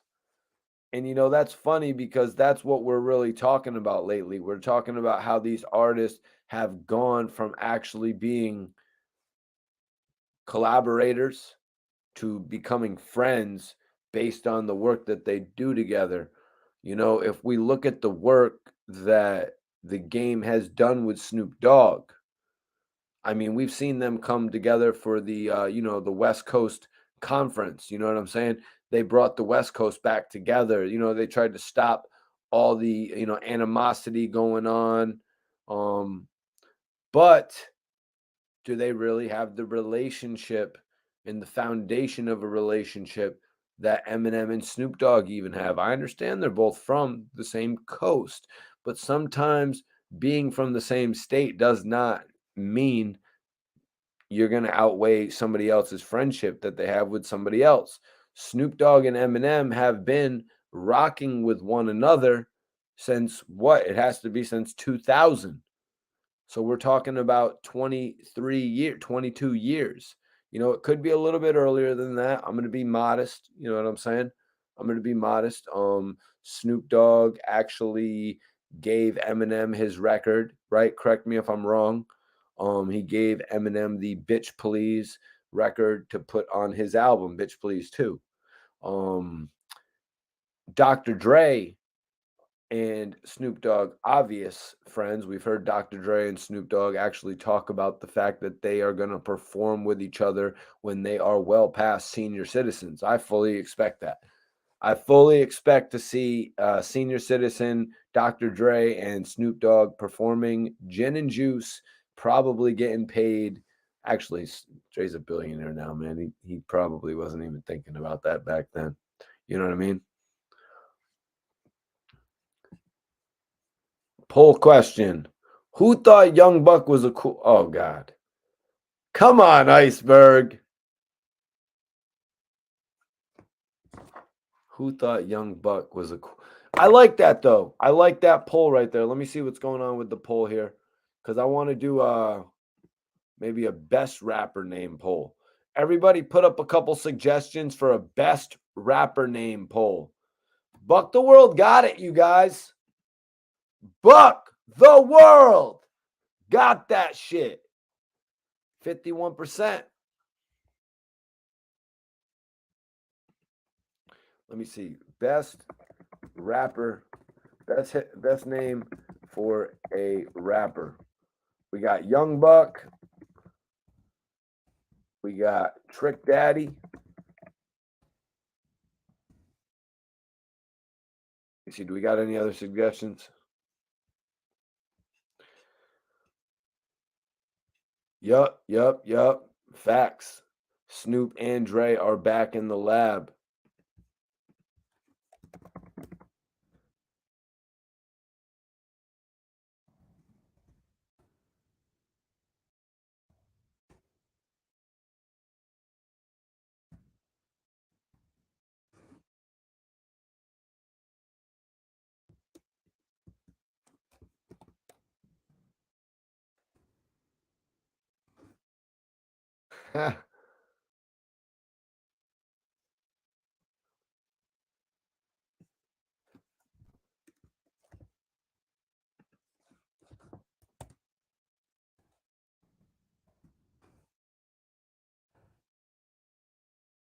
Everybody hit that like button right now. And everybody vote in the poll right now.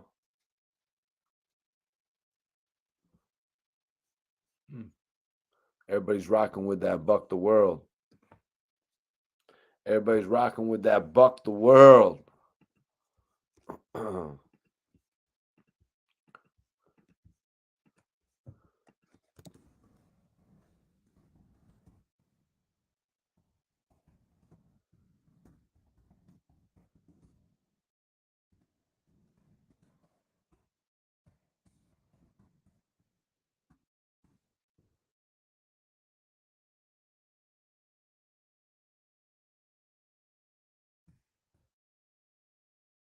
Everybody vote in that poll right now.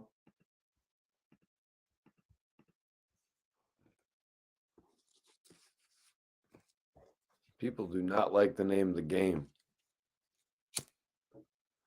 I actually really like the name Trick Daddy. That's like one of my favorite rapper names. Ice Cube. That's good.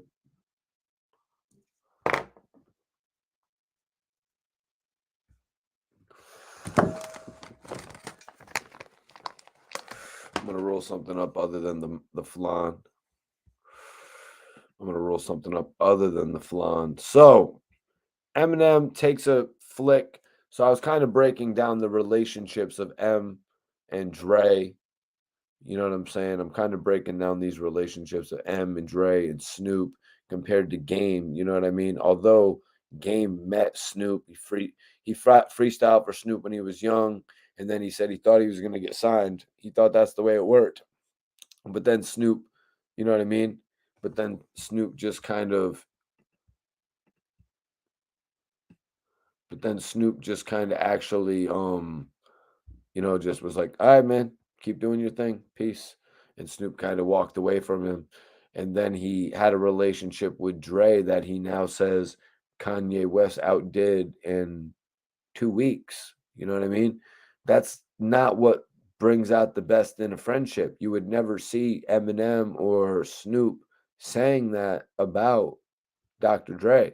You know what I mean? I don't so much know about Kendrick Lamar's relationship with Dr. Dre, but I could tell you, haven't seen it, you could already know that Dr. Dre would not have to worry about Snoop Dogg and Eminem saying that type of bullshit about him. And Dr. Dre has seen.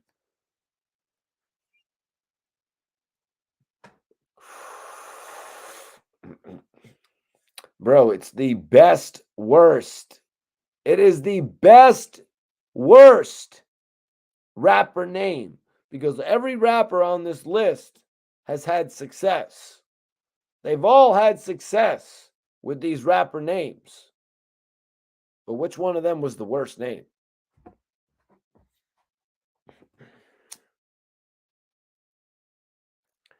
As cool as Trick Daddy's name is, his name has kind of come back to haunt him a little bit because he is definitely the Trick Daddy. But at first, he was a Trick Daddy. You know what I mean?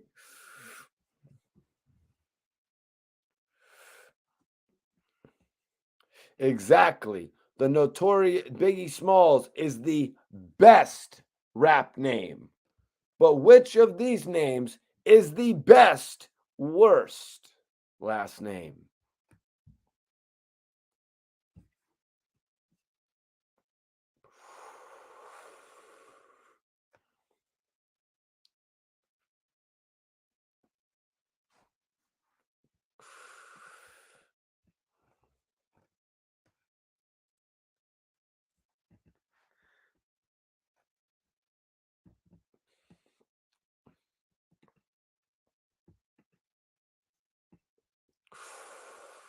The game is the best.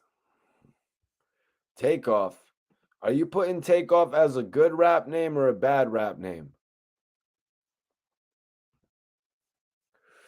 Yeah, Cody 2, The Course of the Inevitable 2. Go grab that shit. And I want to hear some new Lloyd Banks and Kid Kid. Yeah, Lloyd Bank.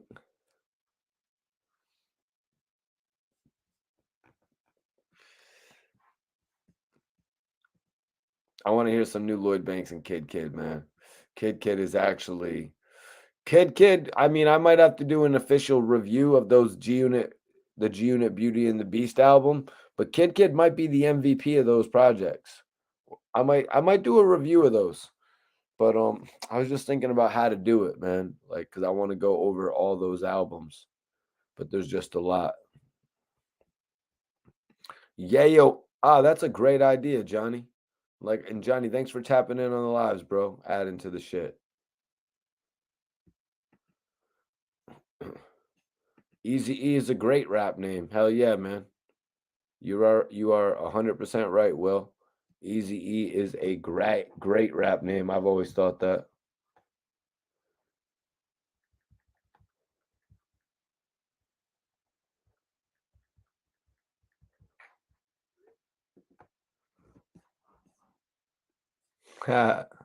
Bobby Shmurda. Yeah, I'm not gonna lie. I like how Bobby threw the Shmurda on top of it. You know what I mean? Uh,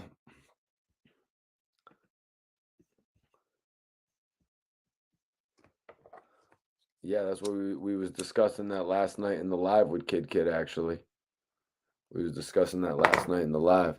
So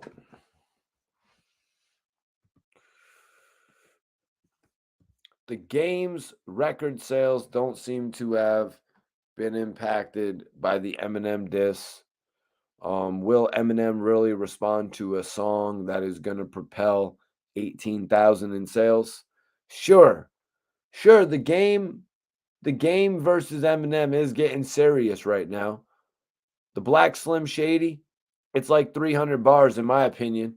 In my opinion, others don't feel that way. The sales reflects that many are not listening. If the sales are between 18 and 40,000, I don't know if it warrants a response from Marshall. I think some of the things that he's saying is what is going to warrant the response.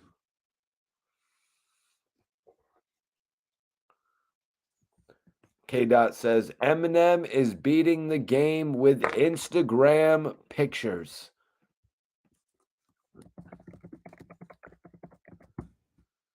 Eminem is beating the game with Instagram pictures. How funny. How funny. Because, yes, he releases a picture with over 2 million views, or like about 2 million views, 1.7 million views. Or, like I said, just a few bros hanging out.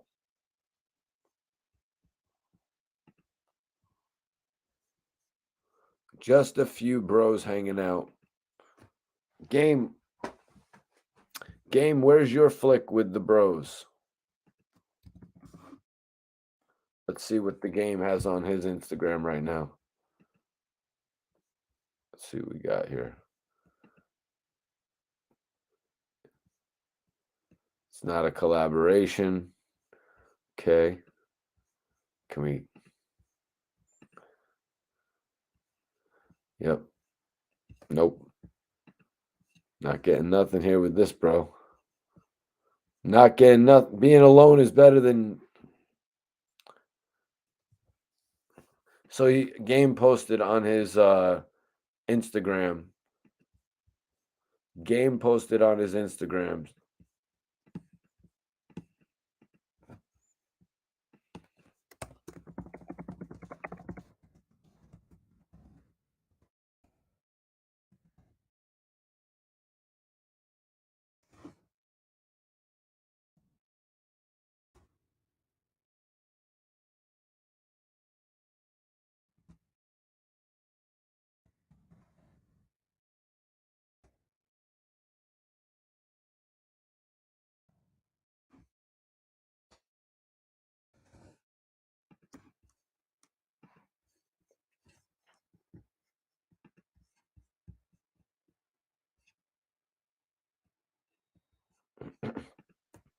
Iceberg says, let's analyze the title for a few.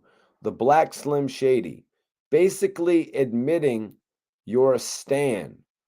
Did a letter come with the song? Did a letter come with the song too?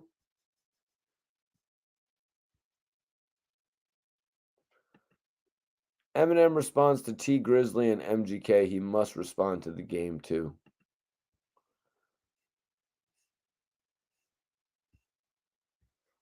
K. Dot says, game better not diss Snoop. It's a crazy thought you got right there, bro. That's a crazy thought you got right there. Just because of a picture. Eminem taunting the game. Eminem taunting the game, you guys.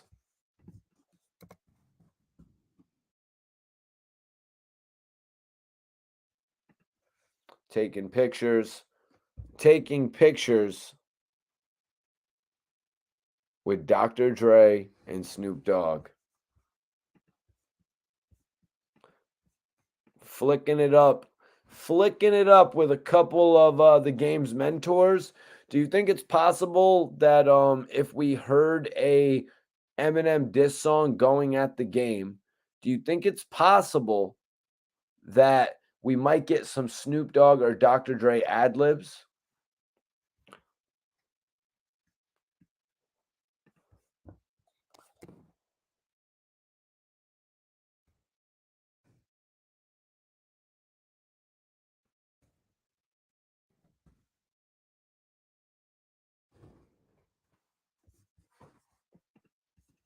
Because in the diss, you know what I'm saying? In the diss, the game started taking on an Eminem like alter ego, where he was talking about, doing dastardly shit to Dr. Dre, much like Eminem would back in the day on his songs.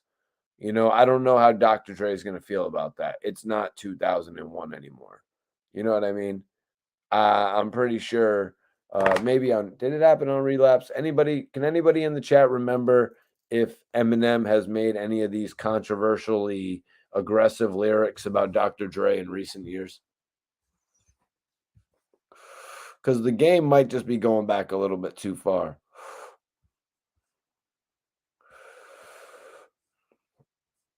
Young generation says that the game destroyed his own career long ago, in a time that may never be duplicated. You know what I'm saying?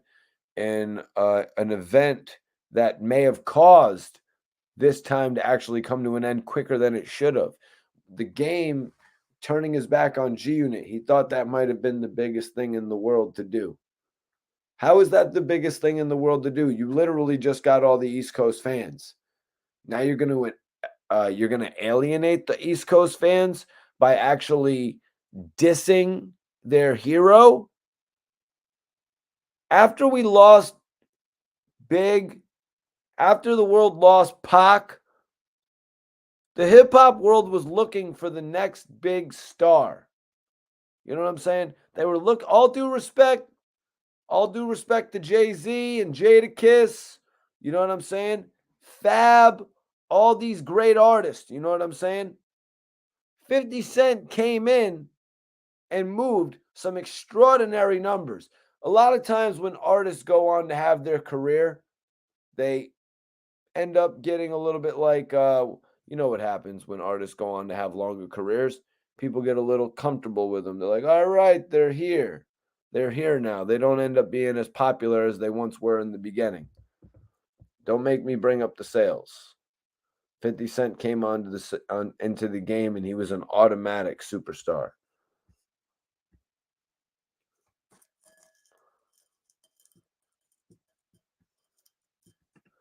Iceberg says, my point is Eminem would never name his disc The White Game. Well, the thing is, Iceberg, the game, even years ago during the documentary, throughout the years, he would always shout out Eminem and he would call himself the Black Slim Shady. So this song title does not come as a shocker to me. The game has always been paying respect to Eminem.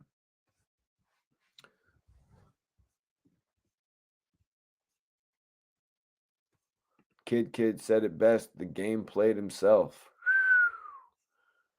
Yeah, when he dropped that damn album, The Doctor's Advocate, and that album ended up doing over 200,000 less, 220,000 less than the documentary in the United States. Congratulations, you played yourself.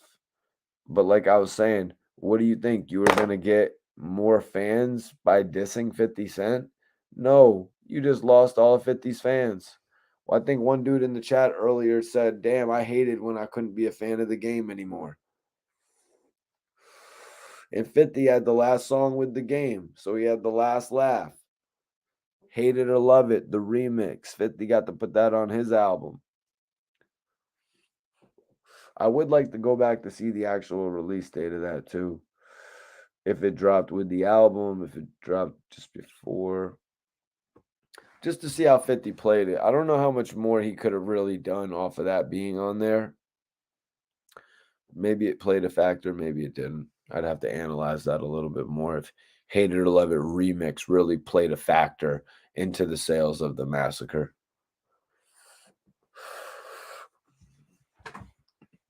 All right, so let me bring some shit up real quick. Let me bring some numbers up real quick, you guys, since I was talking about it a little bit earlier.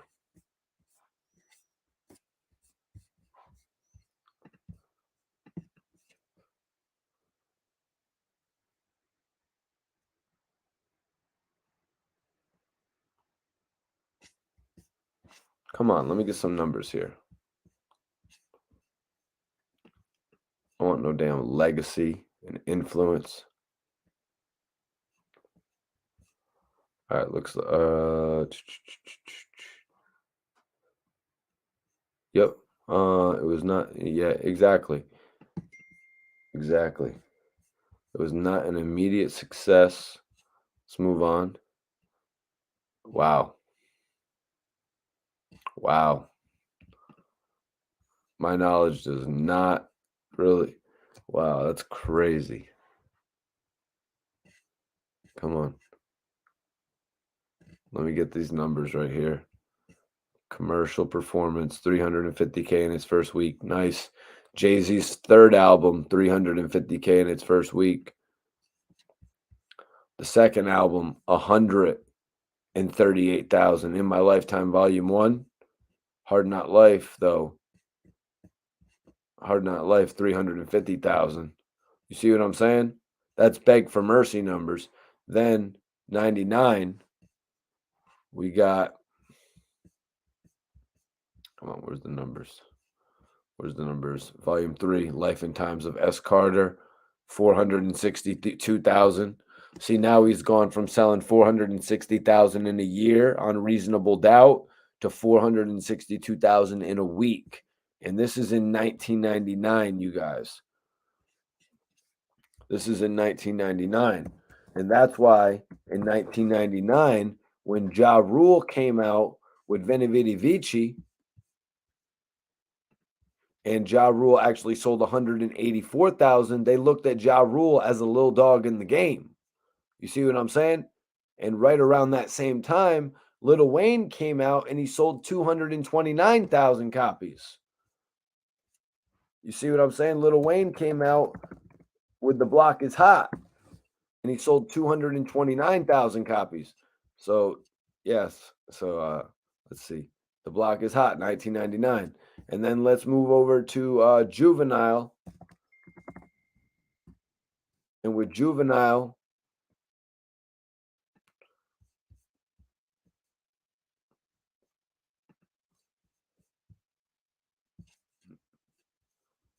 back that ass up. Let's see what the first week sales for this were.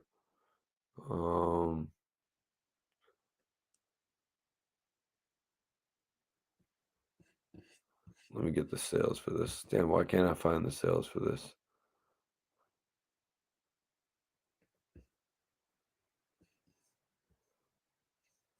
$6 million worldwide.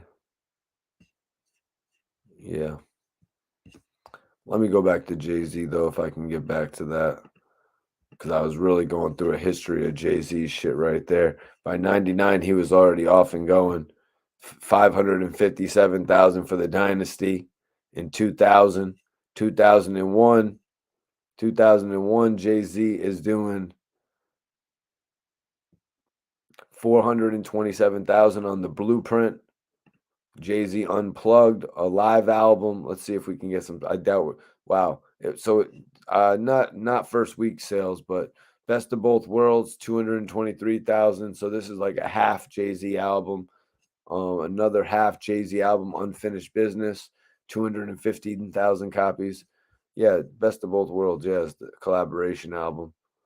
Couple collaboration albums, and then he Collision Course, like I was talking about a little bit earlier, 368,000. This is kind of like the Jay-Z watering down period, just to be real with y'all. Then Kingdom Come. Let's see if he comes back here. Jay-Z.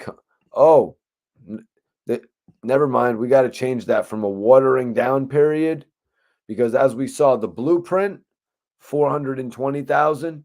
So technically down from the Dynasty. But now Kingdom Come, 680,000 copies. And this is in 2006. But hold up one second. Why did we miss the Black Album? Because that was the thing about it, actually. The Black Album. Where the hell's the Black Album? Right there, the Black Album. That was the thing about it. Now I'm remembering it. Kingdom Come was Jay-Z's return album. That's why I'm like, no, the Black Album had to come. So after the Black Album, they put out all those group-based albums. Hold on, let me get my sales on my yep. They put out the Unfinished Business, and they put out the other joint with Linkin Park, Collision Course.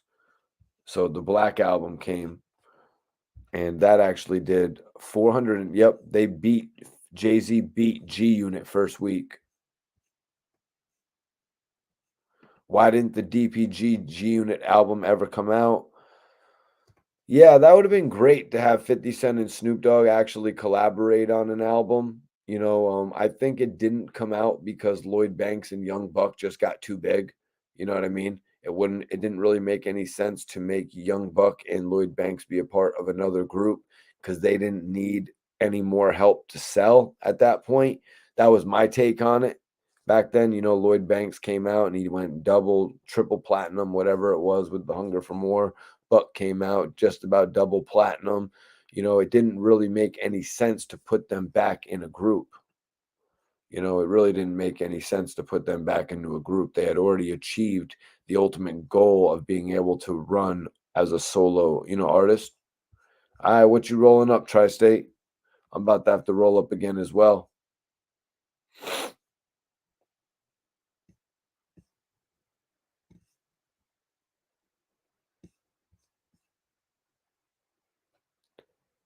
Oh shit. Yo, what did Daz produce on Young Buck's album? That's interesting off rip. So the Black Album, yeah, yeah. So that's what I was saying. So that's dope how he actually did that comeback album, after all of the group projects and shit like that. The comeback album, 2006, 680,000 copies. Then he comes out with the album for the movie American Gangster. I believe that moved 250,000 copies in a week. Oh, 425,000 copies in a week. I know I love that Blue Magic song. Rock Boys are on there, and I love Rock Boys. Does anybody like the song I Know? I'm not too familiar with it from the American Gangsta album, but I got to give Jay-Z his major props on that. Propelling a soundtrack to 425K. It's about 100,000 more than the Get Rich or Die Trying soundtrack did. So then we move on to the Blueprint 3 in 2009. We got 476,000 copies, about 50,000 more than the original or than the was it the second Blueprint? So we got a collections, the hits volume 1. Guess I'm not going to be able to get any sales on that. I'm telling you, I'm not really interested. Moving on to Watch the Throne. I'm definitely interested in the sales on Watch the Throne. 436,000 copies. But yeah, you get the drift, man. You get the drift. You get the drift with it, guys. 50 Cent came in with a major bang, is what I was saying earlier.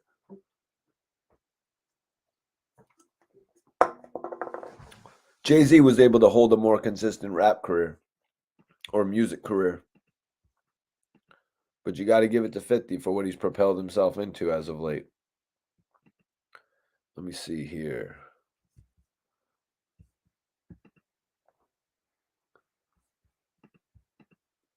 All right.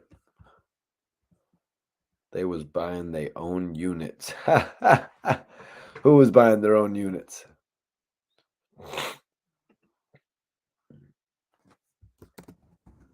I always send it to open questions. I want to ask y'all if you got anything to ask me. The time is now. Oh, DPG.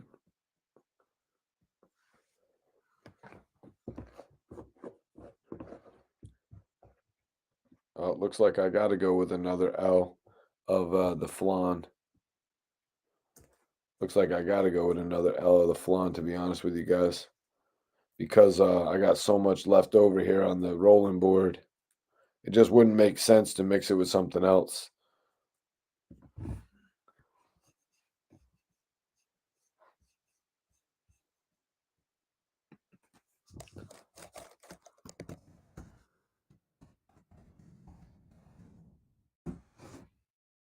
About to roll up, guys. What y'all smoking?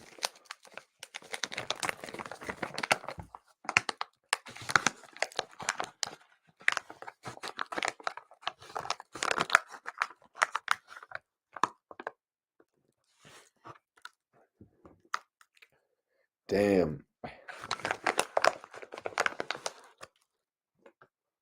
hate to kill that last bit of this good ass weed. You know what? It is what it is. It is what it is. It was a good ass batch.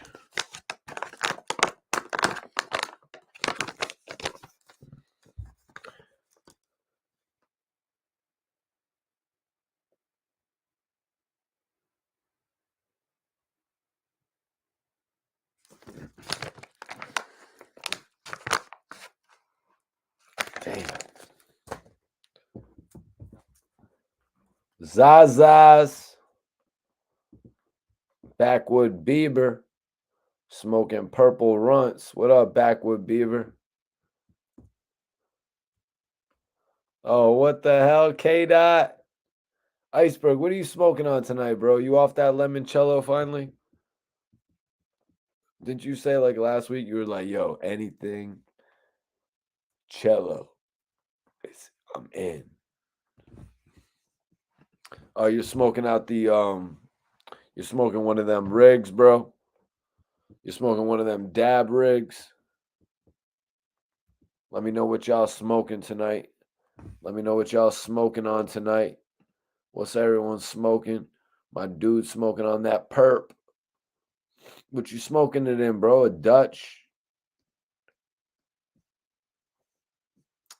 50 spoke on that. His album said it's for itself. Get rich or die trying. Bara, what are you saying there, bro? I can't really understand that, bro. I know I haven't smoked enough to really not be understanding what you're saying. So what are you saying right there, bro? Let me know.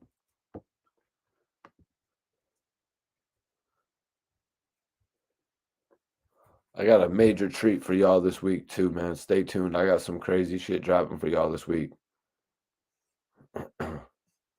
Smoking out the backwoods. Yep. Wizard Fritter. I was about to look that up. Pink Runts. Everybody put it up in the chat what you're smoking on. That's what we're doing right now. Smoke what y'all smoking on. I want to know what everybody in the chat is smoking on. You heard? Shaq, what up, baby? What's popping with you, man? Shaq Spalding. Paper Infanto. I know a lot of people be smoking on that Paper Infantos, bro.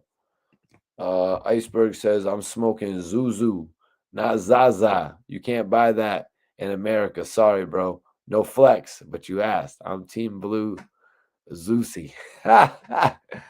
What the hell is my guy talking about? He said I'm smoking Zuzu. I'm smoking Zuzu, not Zaza. You can't buy that in America. Sorry, bro. No flex, but you asked. That is great. My guy is flexing. Newports. JP is smoking on some Newports. He probably put back like 7, 8. Now, you probably smoked a whole pack watching the show, didn't you, JP? JP, keep it real. You be blowing through a pack of cigarettes watching the show? You'd blow a pack of smokes watching the show? Do I be like, Mikey T, God damn it, Mikey T. Damn you, Mikey.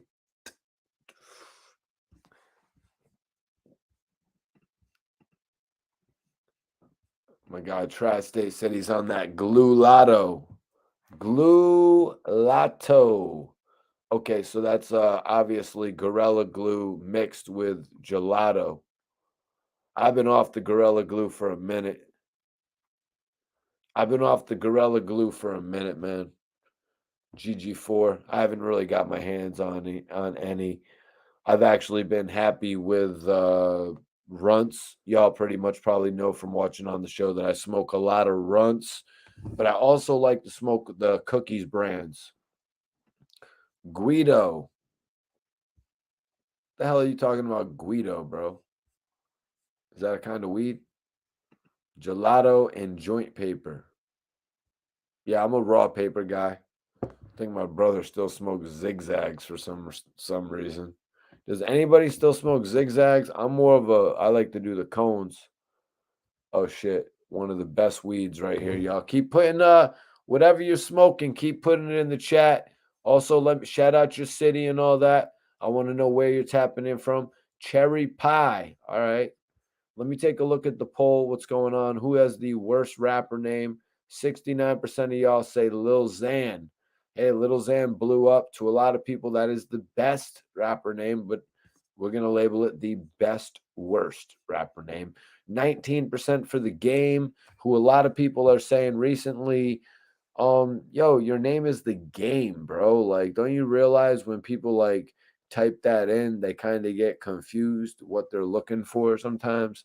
Like, they think they might be looking for a sport like basketball, you know what I mean? Something along those lines. That's one of the things that was kind of odd about it. It's like the best in the game. It's like, the rapper The Game? No, man, I'm the best in the damn game. I'm not talking about the rapper The Game. And stop playing the doctor's advocate, man. Jesus. Talk about scream on him. I'm going to scream on you if you play the doctor's advocate one more time. And please don't play a damn song that I can't finish listening to. The song is 10 minutes.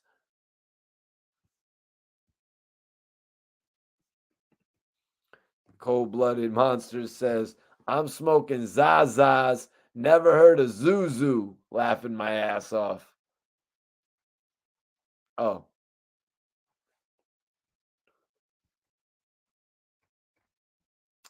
Yeah, Barra says on his career, he said he was going to get Rich or Die Trying. Yeah, you're right. He's like, listen to or look at the album title. I was referring to when you were saying Jay-Z had a longer run. Yeah, just looking at it, you can tell that Jay-Z had the longer run, whereas 50 Cent hit hard with his first 3 albums. Now, none of Jay-Z's albums have even topped 50 Cent's third album sales, the 691,000 on Curtis, just to point that out.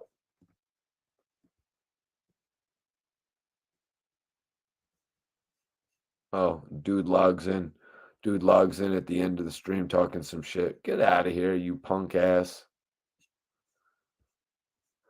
Yo, put it in the chat what you're smoking on. That's what we're doing right now. Geez, everybody in here, put it what you're smoking on. Poppy says Zaza is the new thing in New York. Yeah, it used to be Haze, right, Poppy? I remember coming to New York and everyone was trying to give me some Haze and shit. Backwoods says Guido is that gas. All right, bro. Thanks for putting me on, G's.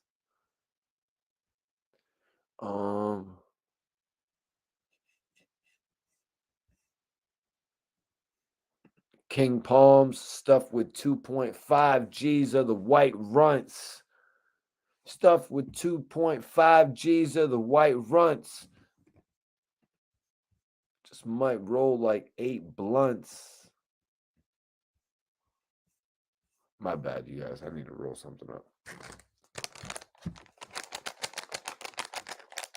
They got hemp zags. St. Louis. What up, St. Louis? Shout out my brother, Majestic. Orange Pack. Yep, the Orange Pack Zigzag Classic. What up, what up, what up? Detroit, Detroit, Detroit. Z Doesn't said he's got some cookies on deck. Oh, damn, that's creepy as hell, that picture. Annabelle and the character from that movie. What's the other movie called, bro? I can't trace it right now, but it had the Wahlberg in it. Donnie, I think. NBA Youngboy. Yeah, he had a new album drop. We should be talking about those sales. We should be talking about those sales.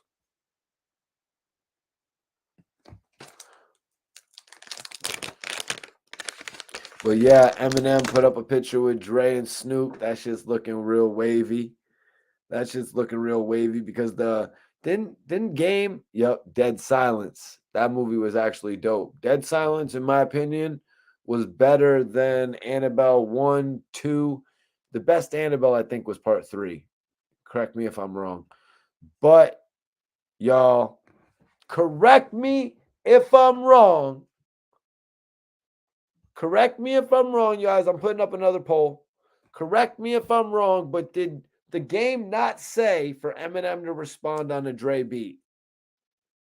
I bet you Dre could give Marshall a beat. He could give M something real quick. He could actually let Slim Shady hold something real quick. Something that might make him another $1 million. Add another $1 million just for releasing a song. So Eminem's diss. I mean, shit. They're already saying Eminem's Curtain Call 2 is selling more than the game in its second week of release. In its second week of release, it's going to outsell the game. I believe the sales I read for it this week were 22. I'm not actually sure, you guys. Somebody correct me about the sales. I had read a headline talking about 44,000. I might be all the way off. I'm not here reporting on the sales of Eminem's recent project. I'm just saying it's kind of crazy that from what I was reading tonight, that Eminem's Curtain Call project with multiple old tracks on it is going to outsell a new game joint. Fruity Pebbles is lit. Fruity Pebbles is lit, bro. Jeff, Eminem was nuts on the MGK diss. Are you kidding? Are you kidding?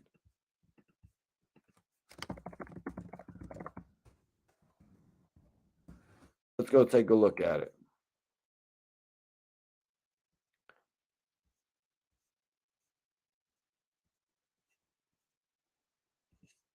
He said, Rihanna just hit me on the text. Last night I left hickeys on her necks. Wait, you just dissed me? I'm perplexed.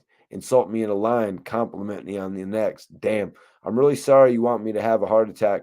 Was watching 8 Mile on my Nordic track. Realized I forgot to call you back. Here's the autograph for your daughter. I wrote it on the starter cap. Stan, son, listen, man, dad isn't mad, but how you gonna name yourself after a damn gun with a man bun? I like how he really split that shit up too. But the first part is just crazy. Insult me in a line, compliment me on the next. Damn, I'm really sorry you want me to have a heart attack. Was watching 8 Mile on my Nordic track. Don't you remember what he said? He flipped what Machine Gun Kelly said right there. Come on. Come on, that diss was hard that Eminem did to Machine Gun Kelly. Let's be real.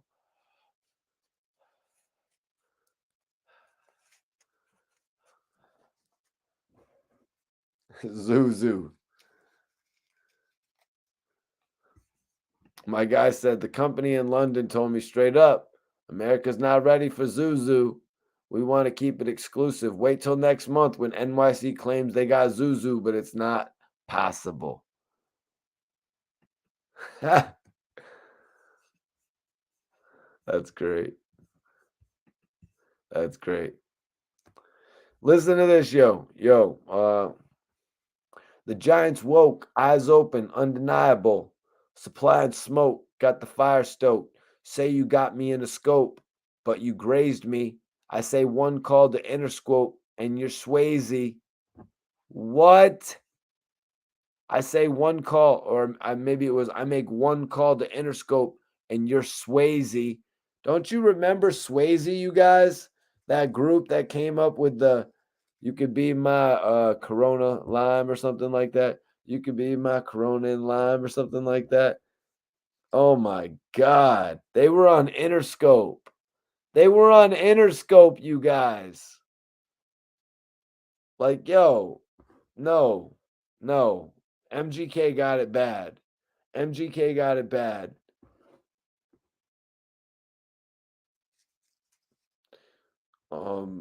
Now, if Dr. Dre gives Eminem a beat, if Dr. Dre gives Eminem a beat for this, that's just going to be adding insult to injury. I don't know about Lloyd Banks joining Eminem to diss the game. It just doesn't really make much sense. To be honest with you guys, it really just doesn't make much sense. You know, even though we've seen Lloyd Banks has had a relationship with Eminem throughout the years, it just doesn't make much sense for Lloyd Banks to jump in this. This is not 50 Cent versus this is not 50 Cent versus the game at this point. You know, this is a whole different thing where the game is actually going at the guy who put 50 Cent on. You know, I think in one interview he said, "Oh, 50 can't rap, so I'm going to go at Eminem." I'm pretty sure that's what he said. He's like, 50 can't rap, so I'm going to go at Eminem, I guess. But I appreciate everybody watching all the content on the channel, man. Damn. Numbers are going crazy right now on the channel for sure.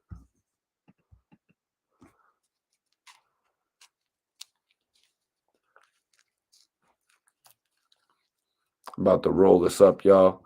We smoking right tonight.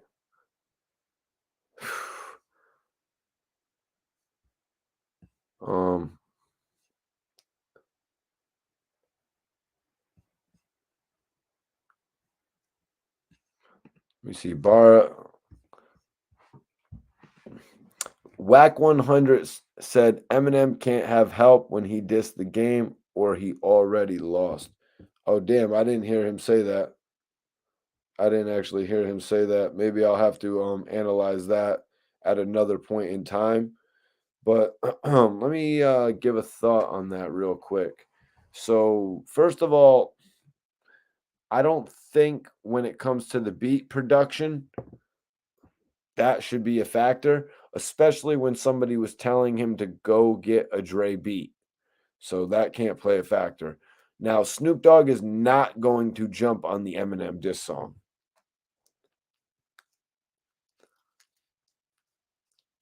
What y'all rolling up? I'm rolling up. Who's rolling up with me? Snoop is not going to jump on the song. I personally highly doubt Dr. Dre even gives him a beat for this. Now, this meeting, hate to say it, probably did occur because of the game. You know, hate to say it, but Dr. Dre probably did link up with Eminem to be like, yo, man, I'm sorry about the bullshit that this guy did. I really can't believe this type of shit that this guy is doing.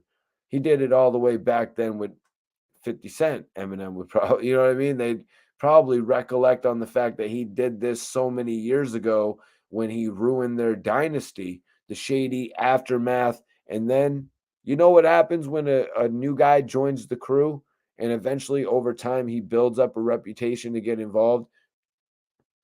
That's what happens. You add it in, shady aftermath G Unit crew, you know, but 50 Cent kind of did the same thing. 50 Cent kind of did the same thing that the game did to him to them.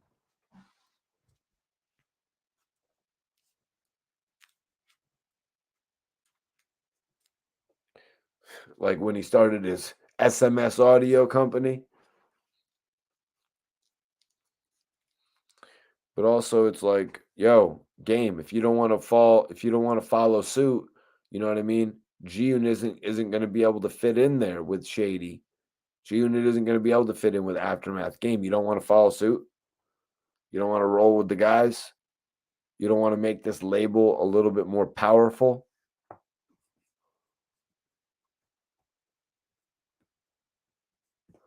Jeff says, I got one rolled. The strain is called Rolls Choice. LOL. Weird name, but fire. All right, I'll tell you a weird strain story. And my bro Iceberg could probably vouch for this. Many of my other homies could vouch for this. You know what I'm saying? Because it's a very odd strain title. So, dispensary has this weed, daily special. I'm like, oh shit. What's the daily special? It's like $240 a O or something like that. 200, whatever it is. Daily special. And I'm like, all right, what is it? The daily special. They're like, it's the daily special. I'm like, yeah, but what is it? It's called the daily special. The weed was legitimately called the daily special, you guys. How would you ever run into a weed called the daily special? I did. I didn't buy it. I bought my cookies. My boy's brother bought it. I eventually ended up trying the daily special. Very good strain, like 23%. JR, you are 100% right about that. You are 100% right about that, JR. You know what I mean? You are 100% right. The game should have never mentioned Haley. Machine Gun Kelly should have never mentioned Haley. Like Benzino should have never mentioned Haley. Ja Rule should have never mentioned Haley. Like, what the hell? Like, what the hell's going on with these dudes? Even in battle rap, they draw the line. You know what I'm saying? Even in battle rap, they draw the line at certain things. But some people just, they got to go for such shock factor. And, you know, Ja Rule did that on Loose Change. You know what I'm saying? And look what happened. He lowered the gates. You know what I'm saying? So you better be able to go at it like Russell Crowe, Ja. Because the gates you just lowered the gates. And Eminem came out, Busta Rhymes came out, everybody came out. Nobody respects that when somebody takes it to a level like that. Nobody respects it in this industry. It's tasteless. It's tasteless. That's my opinion.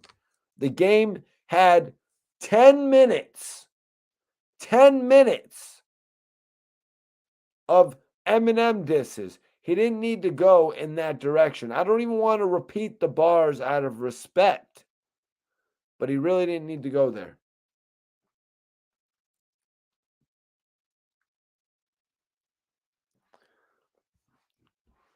So I'm just going to leave it there. I'm not going to repeat the lyrics that the game said. I kind of find them to be ignorant. I kind of feel like the game is trying to play the game the same way that Machine Gun Kelly did. But what Machine Gun Kelly did, he wasn't trying to draw a response from Eminem. He just made a stupid comment on Twitter. You know what I mean? But the game saw that that's made Eminem react. And that's what he wants right now. He wants a reaction. He wants a reaction. Why does he want a reaction? I think we all know why the game wants a reaction. Who has the most hits on YouTube in a single day?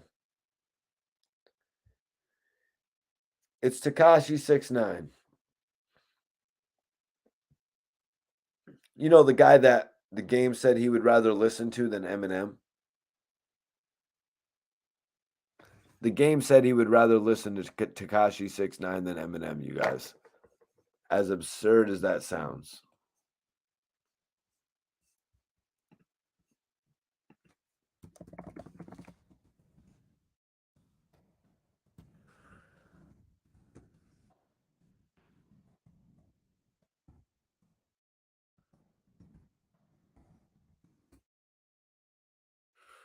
I lost respect for Game when he said that shit.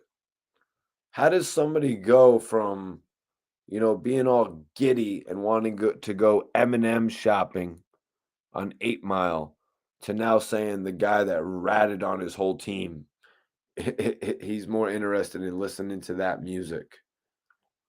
Yeah, yeah, yeah. You want me to bring up the lyric? Let me bring up the lyric.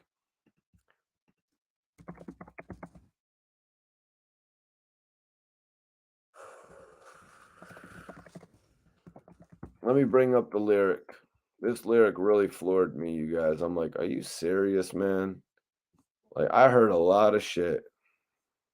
I heard a lot of shit in my time, but that right there,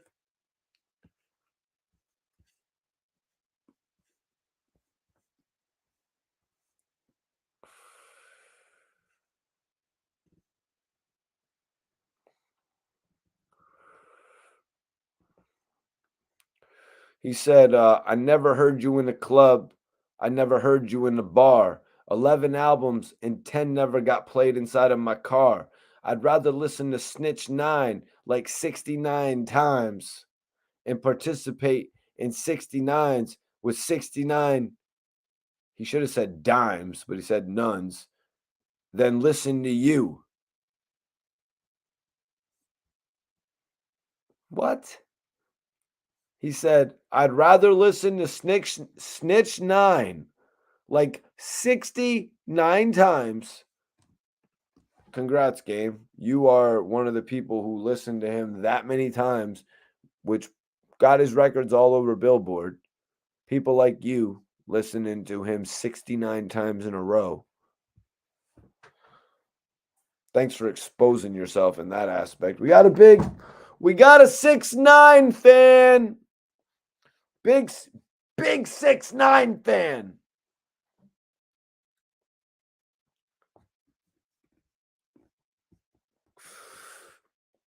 I'm just gassing you guys. But that is the lyric. That is the lyric.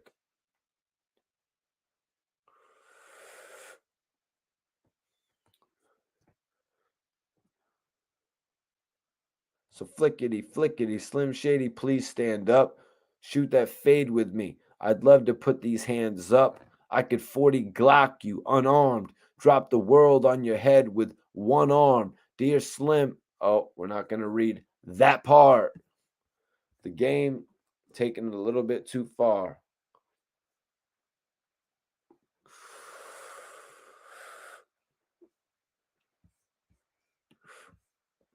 Eminem just released a diss song on MGK, man. Eminem is more in his bag than ever, I gotta say, when it comes to diss songs, which is kind of crazy. You know what I mean?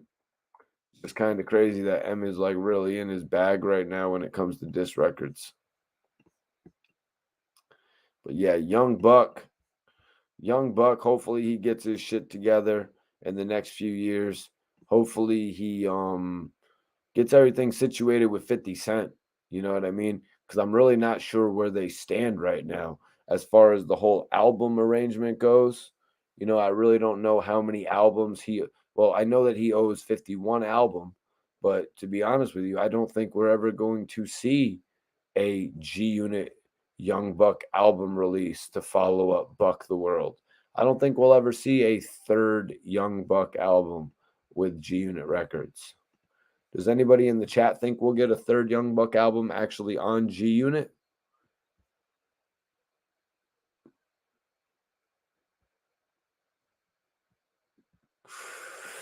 Do you guys remember the girl actually called?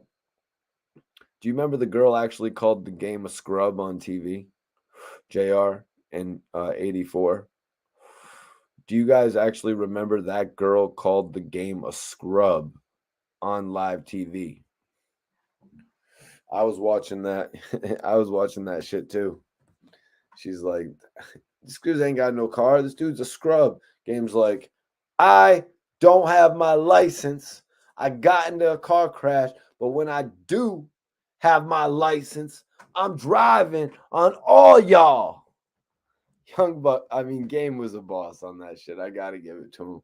He's like, when I do have my license, when I do have my license, Game is a boss, man. I give it to him, man. You know what I'm saying? We saw Tyga up here on the MTV show too, as well.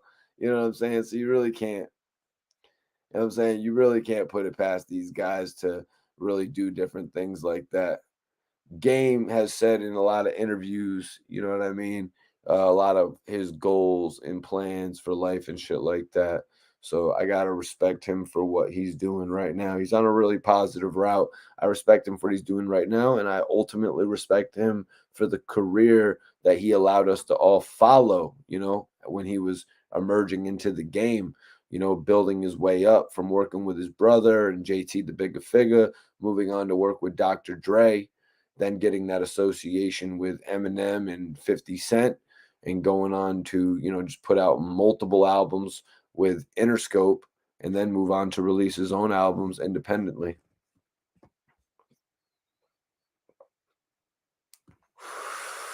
I don't know if Drillmatic is going to be the Game's last album, you guys. I would highly doubt that, because the Game is making music right now. The Game probably hit the studio tonight just because of the fact that he released 30 tracks on this album. It doesn't mean he can't go back to releasing 15 cuts. What had I also heard about a couple artists actually doing group projects? I don't think it was the Game. I think it was somebody else.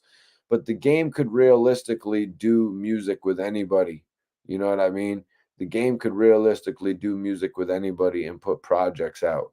So, but he doesn't need anybody either. I had actually heard him in an interview talking about the fact that he's only going to be doing 2-verse songs now. 2-verse songs. Well, Game, it's all good, man. You gave us 3-verse songs for so long. You know what I'm saying? Sometimes going back, reminiscing on the old Game songs. Like just a few days ago, I was listening to a track. I was I was listening to a track and I was like, "Oh shit, we got another Game verse here." I'm like, "That's wild." I'm like, "We have another verse here? That is wild." So let's see. Oh god. My friend just sent me a clip that says a Eminem fan just smoked the Game with his own lyrics. Something some hip hop blog just put out. That's hilarious. The Game is gonna get a lot of clout. He's gonna get a lot of can you call it clout? He's gonna get a lot of attention for what he's doing right now. You know, a lot of the Eminem fans are gonna hear about it. Some of them are gonna be annoyed. Some of them are gonna be annoyed. Like, for instance, my brother had the same reaction as Kid Kid. Kid Kid came on here the other day and he told us about how if you want to see Kid Kid's reaction to the Game, go check it out. We did. If you missed the live, make sure you subscribe. I'm pretty sure the majority of you guys were on here last night watching me speak with Kid Kid live. You will get interviews, live interviews. Also, you're going to get me reporting on new interviews. You're going to get me doing reaction videos, reporting on news, all that shit. You know what I'm saying? You're always going to get that. But I always be doing new interviews too, you guys. I always be doing new interviews as well. So don't get it twisted, man. I'm always putting out new content for you guys. Yeah, check that shit out if you missed it.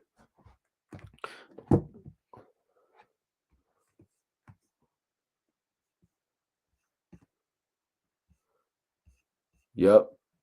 Yep. So yeah, the Game came into the game hard, man.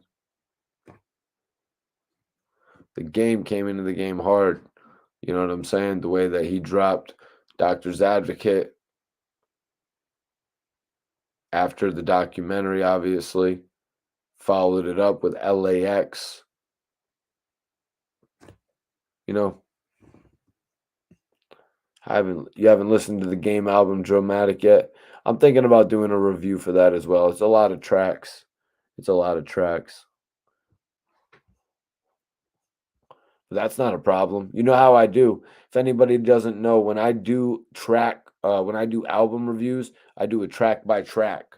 You know, we go over the production, we go over the feature, all that. So I take my album reviews very serious. 30 tracks though, it would be cool to do that. I'm just gonna have to give it a thorough listen. Game had multiple hits.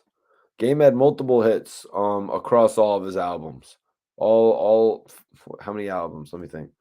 So we got the 3, the 4, 5, 6, 7, 8, 9. This is his 10th album. Is it his 10th or is it 11th album, you guys?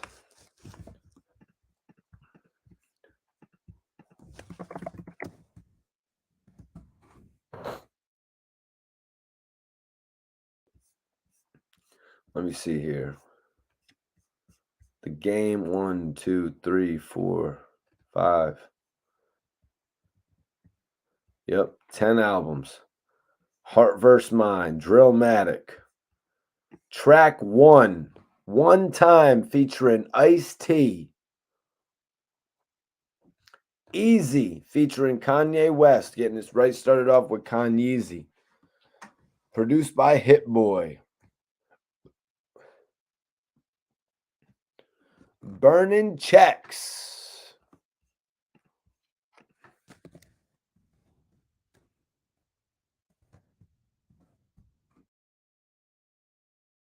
Oh, and also I should mention, you guys, Easy, produced by Cash Jones, Whack 100, as well as Hit Boy, DJ Premier.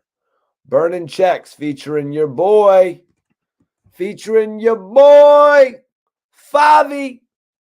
Fabio Foreign, working with the Game on Burning Checks. Y'all need to go check out this album right now. Go run up the numbers. Burning Checks, featuring Fabio Foreign, Voodoo, featuring Boa QG, produced by Big Duke. Home Invasion, also produced by Big Duke. DJ Paul produced OPP, featuring Young Boy, Never Broke Again.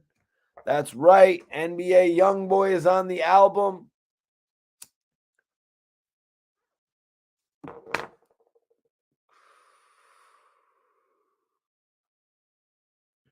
Outside, featuring YG. We got another cut produced by DJ Paul. That's right, it's called La La Land. Change the Game, featuring Ty Dolla $ign. How Far I Came, featuring Roddy Ricch.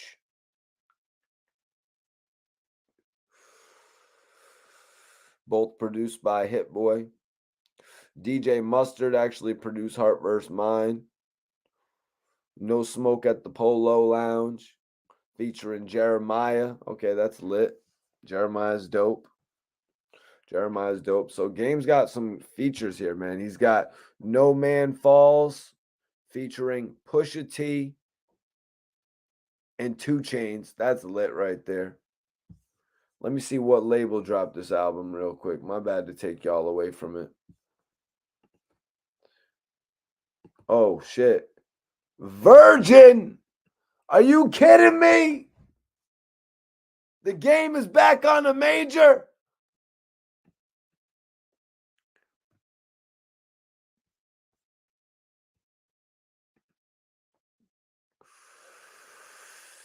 Virgin Records dropping the Game's new album. That's lit.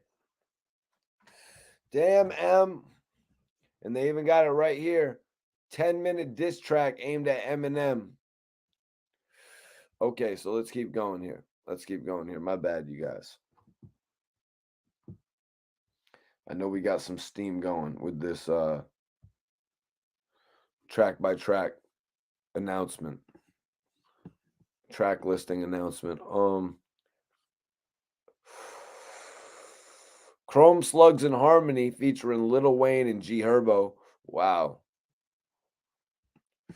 I'm floored. G Herbo, Wayne, Pusha T, 2 Chainz, Jeremiah, Roddy Rich, Ty Dolla $ign, NBA, Kanye. We got Start From Scratch 2, produced by Mike Zombie. Major salute to Mike Zombie. Hollow the Don actually introduced me to Mike Zombie. What We Not Gonna Do. He's got Fortunate featuring Kanye West again, Dreezy, and Chiller. And this is actually produced by Timbaland. That's lit right there. We got production from Timbaland. Somebody tell me, have we seen production from Timbaland in the game since Put You on the Game, the game's first album? Have they worked together again on any of his other 9 albums, 8 albums, whatever? Yeah, 8 albums. Measy, I'm just doing a track by track announcement right now. We will do an official review. After it gets a little bit of time to breathe. Some album projections have come out in the last day or so. Start From Scratch 2 is a solo cut. La La Land is a solo cut.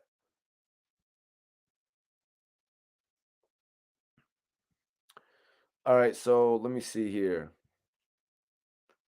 We got Ruby Rose featuring Twista and Jeremiah once again.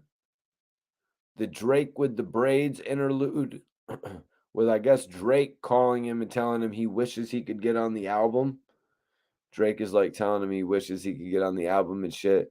I guess Drake okayed him putting that on the album. He has a song called Nikki Beach featuring French Montana and Tory Lanez. Okay. He went and got the Lit Boys. Talk to Me Nice. Talk to Me Nice. Talk to Me Nice featuring Meek Mill. All right, they ended the beef. Featuring Meek Mill, Moneybag Yo, and Blixt, BLXT. Sorry about that, bro. That's what's up. Talk to Me Nice. We got Money, Cash, Close, featuring ASAP Rocky. Hope ASAP Rocky's good. No, he's going through some crazy shit right now. KILLAS featuring Cameron. Are you kidding me? That's track 23. And we got no more production credit here, you guys. The Black Slim Shady, which I do remember hearing Hit Boy say he produced. He said he produced it. He heard half of it. Then the other half, he didn't really hear that shit. And he went crazy on Eminem. Stupid featuring Big Sean. What? The features just don't stop, you guys. The features just don't stop.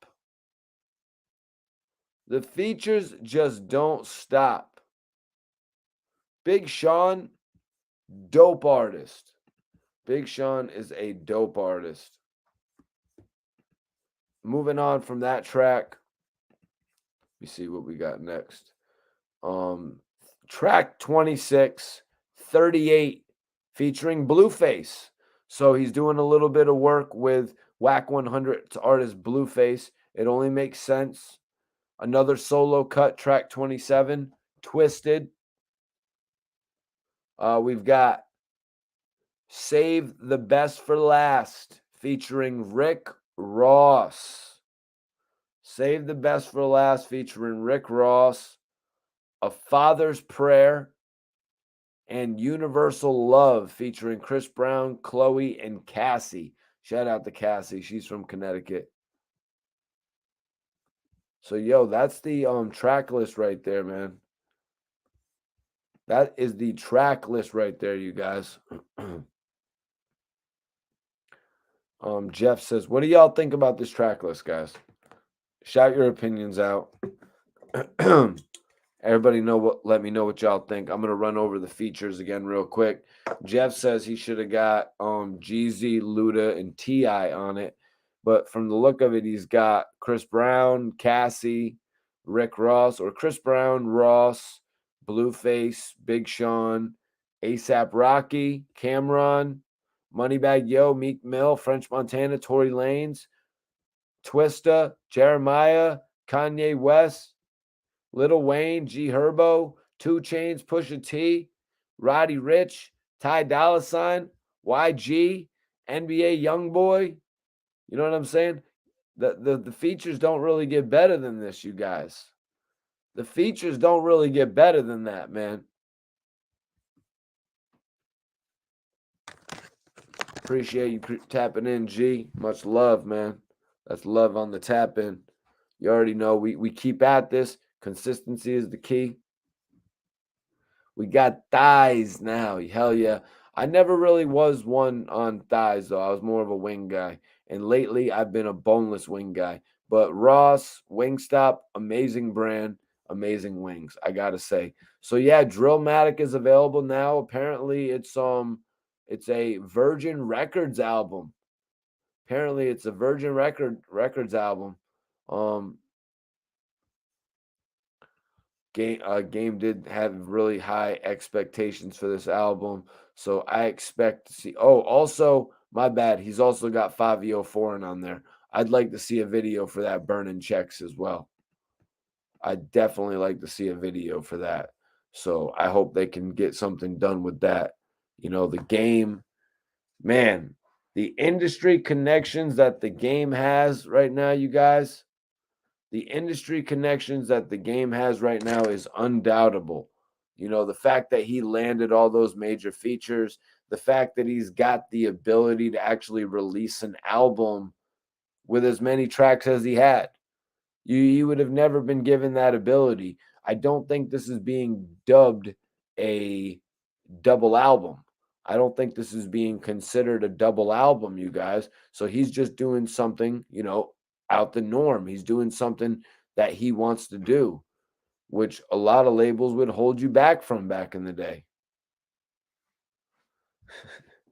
Sounds like a lot of money spent on features. Well, a lot of these guys probably have respect for the game to the point where they would get the features signed off on. And a lot of time, the artist actually probably has his manager work out the agreements. In this case, Whack 100. Whack 100 working out an agreement with Roddy Rich or working out an agreement with NBA Youngboy, or, you know what I'm saying? Any of these things. I would imagine. Hit that like button right now, y'all. Put some respect on that like button. Who's going to be the 100th person to like this video? So the poll right now is, did you lose respect for the game saying he would listen to 6ix9ine over Eminem?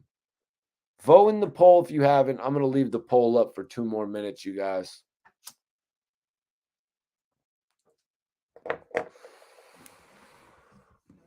Put your thoughts up as well. I'm shocked. Like, this dude's really saying he wants to listen to somebody yell and scream over a track. You know what I'm saying?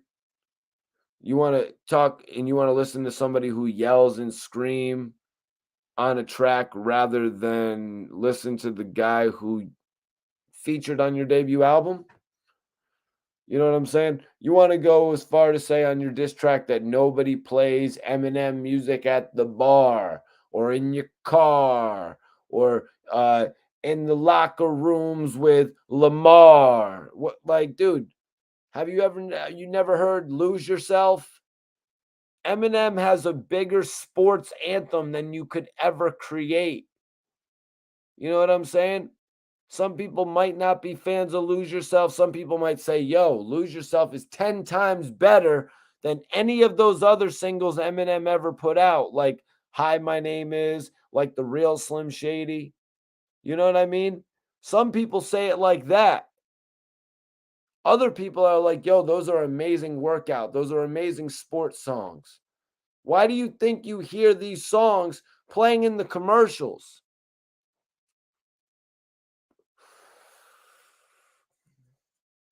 Eminem probably could have performed whatever the hell he wanted at the Super Bowl.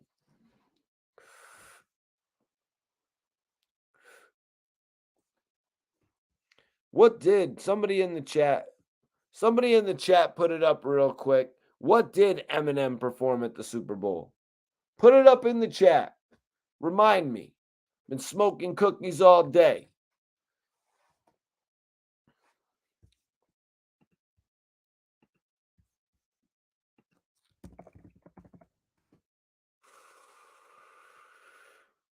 I have a new interview on the way, you guys. Hey, man, say, man, what it do is the freestyle king, Lil Flipper, a.k.a. Flip Mayweather. Shout out to Mikey T, the movie star. Cut. New interview on the way. Hey, man, say, man, what it do is the freestyle king, Lil Flipper, a.k.a. Flip Mayweather. Shout out to Mikey T, the movie star. Cut. Yeah, exactly. Yeah, Eminem did perform Lose Yourself at the Super Bowl. Damn. Last verse says, I can't listen to the game's album. I can't listen to the game's album straight through. The album is 119 minutes. So that is a 2-hour album, actually.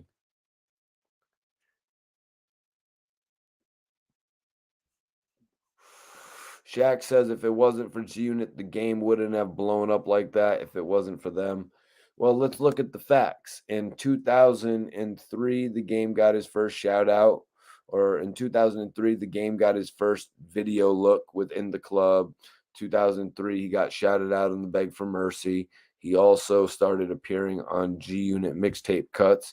Then he would go on to appear on a Jim Jones music video for Certified Gangsters after appearing on both Lloyd Banks and Young Buck's album. He also did the Stomp video. So these are really all of his first looks leading into the documentary. So yeah, I mean, he had that look with Jim Jones. He had that look with Young Buck. And then it all led up to him dropping How We Do.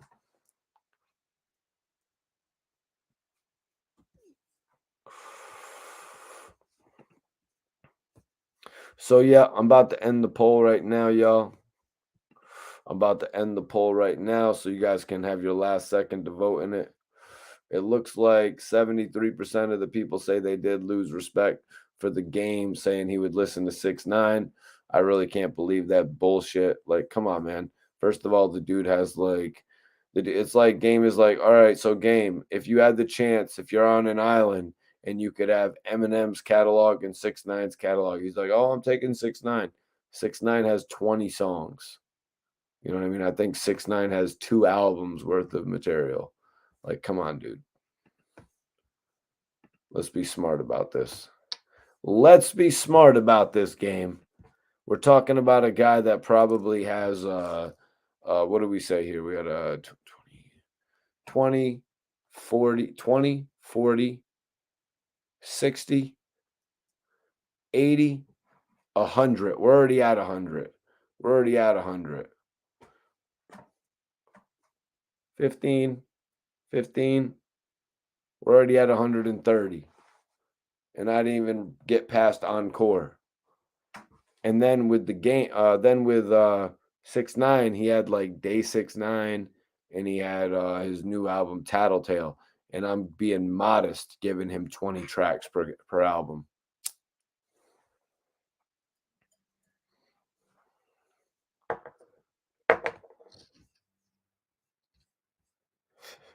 Yeah, the game used to praise Eminem. The game used to praise Eminem. Certified Gangster was hard. The video was dope. The game was absolutely smart for getting that look. The game was absolutely smart for getting that look. He didn't know if another one was coming. Remember? It was supposed to be T.I. on Stomp. He had to take his career into his own hands. What's happening for me here? I'm in the background of the In the Club video. What's happening for me here? And then by January, fresh like, right? By January, everything was real good. And then by June, everything was real back to being like it was. You know, just with a little bit more fanfare. Kind of like what Young Buck was talking about. Kind of like what Young Buck is talking about how he doesn't respond to 50 on social media. Cap! I'm calling the cap alert, Buck. You respond. You respond. You respond to 50 Cent on social media, bro. Come on. Let's be real here. You know what I mean? Let's be real here. You respond to 50 on social media. Like, damn.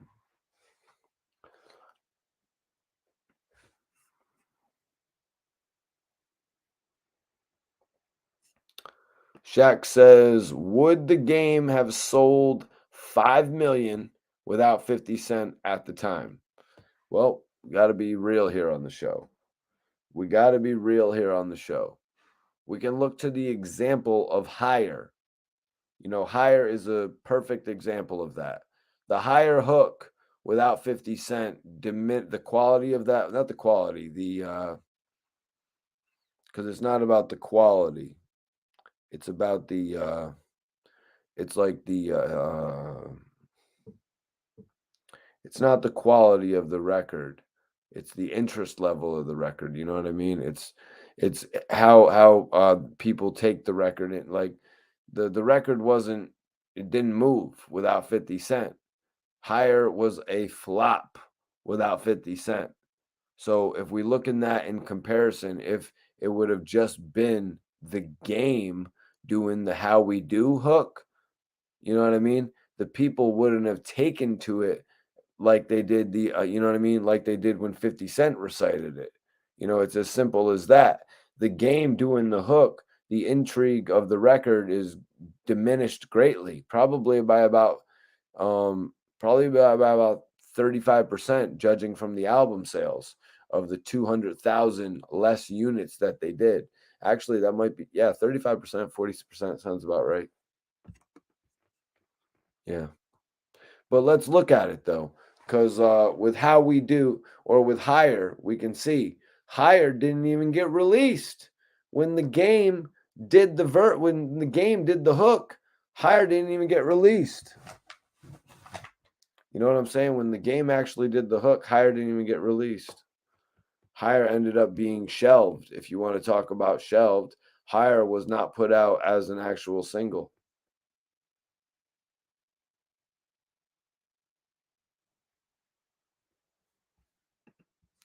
All right, let me get this poll. Oh, I got the poll out of here. Cool. We got that poll up out of here. I was really just like, what game? You're bugging, bro. Statements you don't ever expect to hear from somebody. You know what I mean?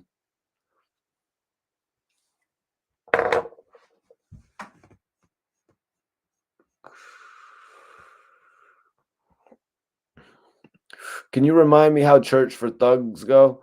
I like Special. I bring Special up to people and they're like, yeah, we don't remember Special. But Church for Thugs, you're going to have to remind me of that one. You know what I mean? That was the one issue I had with the Games album.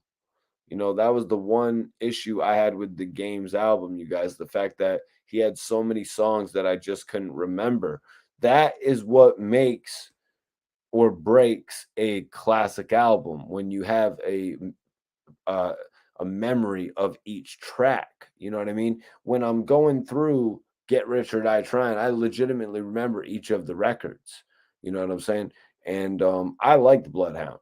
You know what I mean? The one record that I could skip was If I Can't, you know?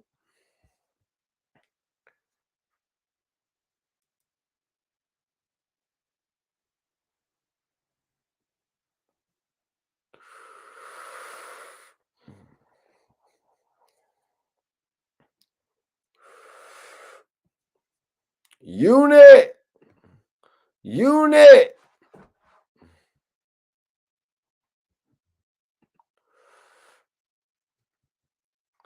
Yeah, I'd heard the rumors about 50 Cent having done the hook for Special as well. 50 might have even said that actually. 50 Cent might have even said that. You know what I mean? 50 Cent might have even said that in the past about how he was literally all over the album and they didn't want to make it look like that. Yeah, I mean, that kind of would have looked crazy in retrospect. I mean, in reality, that's what everybody thinks, anyways. So, what difference would it have made? You know, I think personally, I think they should have left 50 on Higher. And personally, I think they should have put Nate Dogg on special. Nate Dogg on those two. But look, they even doubled up on that as well. You know what I mean? It's like, dude, you think the people don't remember that? Who the hell else in the game doubled up? You know what I mean? Like that. And please don't give me any Dr. Dre comparison, because the way that Dr. Dre and Snoop Dogg, all of them worked together, it was different. It was different. They were all in the same age bracket. You know what I mean? Nate Dogg coming to give the game a hook is an alley oop. It's a cheat code. You know what I'm saying? Just like 21 Questions, when Nate Dogg did the hook on 21 Questions, you guys, you know what I mean? It was like, okay, we need to find someone to make this joint acceptable, because we're about to have 50 Cent on Get Rich or Die Trying, rapping about you're gonna love me like a fat girl, like a fat kid loves cake. You know what I mean? We're literally about to have 50 on here talking about, would you still be feeling me if I was shopping and flipping burgers at Burger King? You know what I mean? We're gonna need someone to, you know what I mean, to bring this one together. Nate Dogg did just that geniusly. And the two of them in the video together, all of that, the fact that they did the video in jail, you know what I mean? It brought it all together, man, for all the hard fans of 50 Cent back in the day.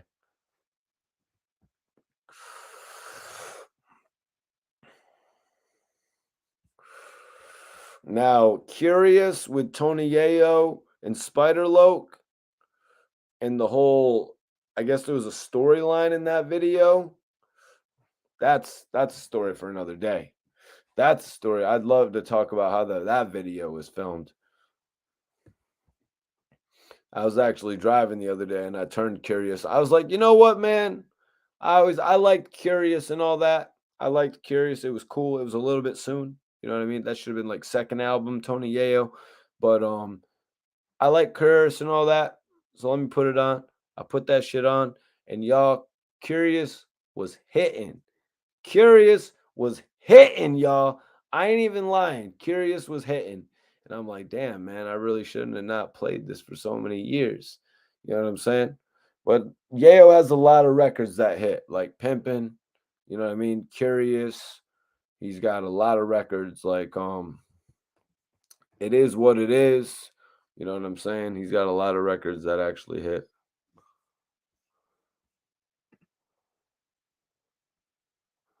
Banks said 50 wrote half of Game's album. Yeah, everybody makes the assessment. I mean, there's like 18 tracks on Game's album, so 6 would only be a third. Drama Setter. Eminem gave Tony Yayo a beat. That was actually kind of like that was kind of like West Side Story. You know what I mean? When West Side Story was released, it was released before How We Do. It was released before Hate It or Love It. It was kind of like one of the warm-up singles, just like they were warming up Higher to see if that was going to be the one that caught. And so the record right there, Drama Setter, that was actually one of the Tony Yayo street records. They let off Live by the Gun.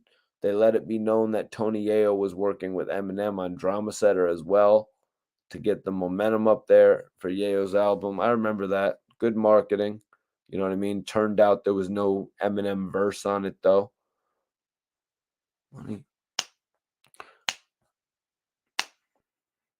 Itchy fingers on the Mac. Skrill off I get 50, shoot a back.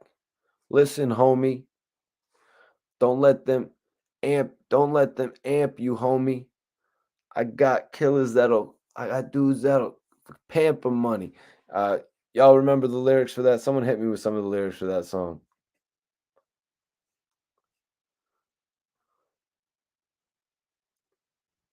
Yayo went gold. Itchy fingers on the Mac. Give 50, shoot a back. You gotta love Yayo's lyrics, man. Don't let them amp you, homie. Don't let them amp you, homie. Yayo shit was raw, you guys. Pamper money.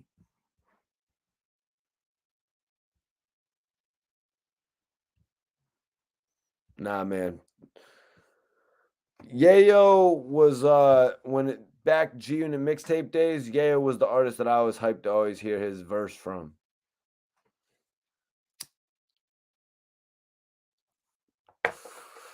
You like, what's Yayo fitting to come on this joint and say?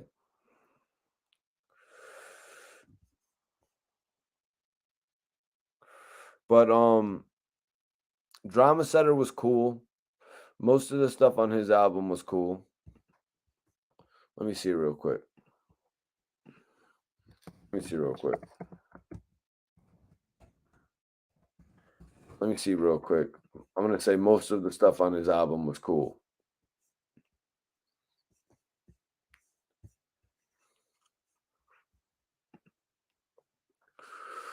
Oh my God, Tony Yayo's got 3 album credits. Nice. All right, Homicide was cool. It was a little too hard, but it was cool. It's a body. It's a brick and a 9. 9 and a brick. It's a 9. It's a 9. Some shit like that, right? Put a hole in it. A hole in it. A hole everywhere. Something like that, right? And then you had It Is What It Is with Spider Loke and Tony Yayo. Actually, shit. That's crazy. Spider Loke actually rapped over Eminem production there, produced by Seb and Eminem, you guys. It's pretty nuts. Tattleteller, which was cool. That he was actually dissing Fat Joe on Tattleteller. Is that the one where you mentioned Sammy the Bull as well? Not a big Tattleteller guy, y'all. Let me go bring up a lyric or two.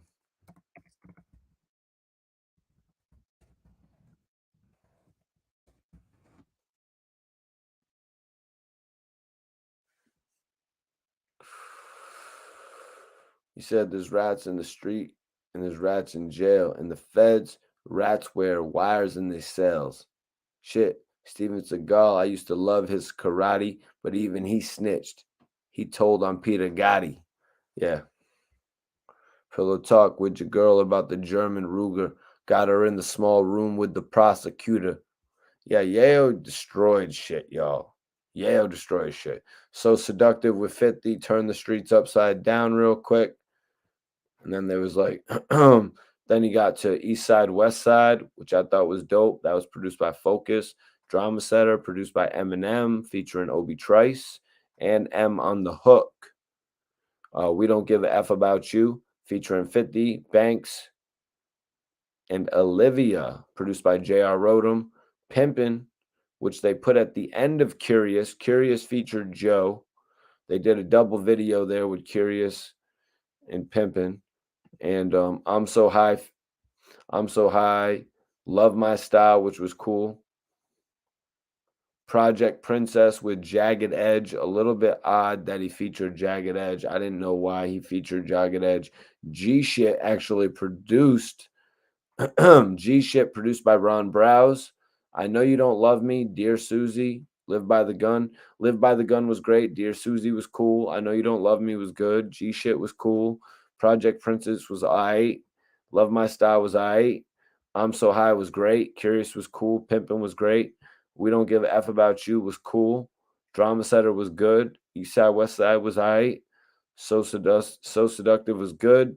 Tattletale was good. East Side, West Side is good. Homicide. See, everything on the album is pretty much good, you guys. No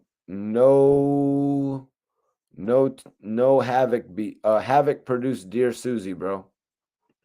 Havoc actually produced Dear Susie.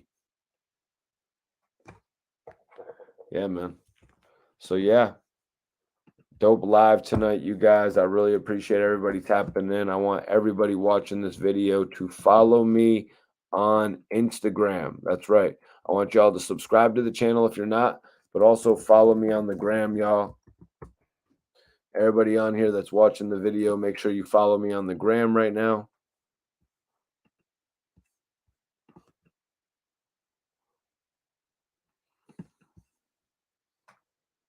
I want y'all to follow me on the gram. Make sure you stay tapped into what I'm doing on a daily basis. Also, subscribe to the YouTube channel so you never miss one of my live videos. Definitely appreciate everybody tapping in tonight.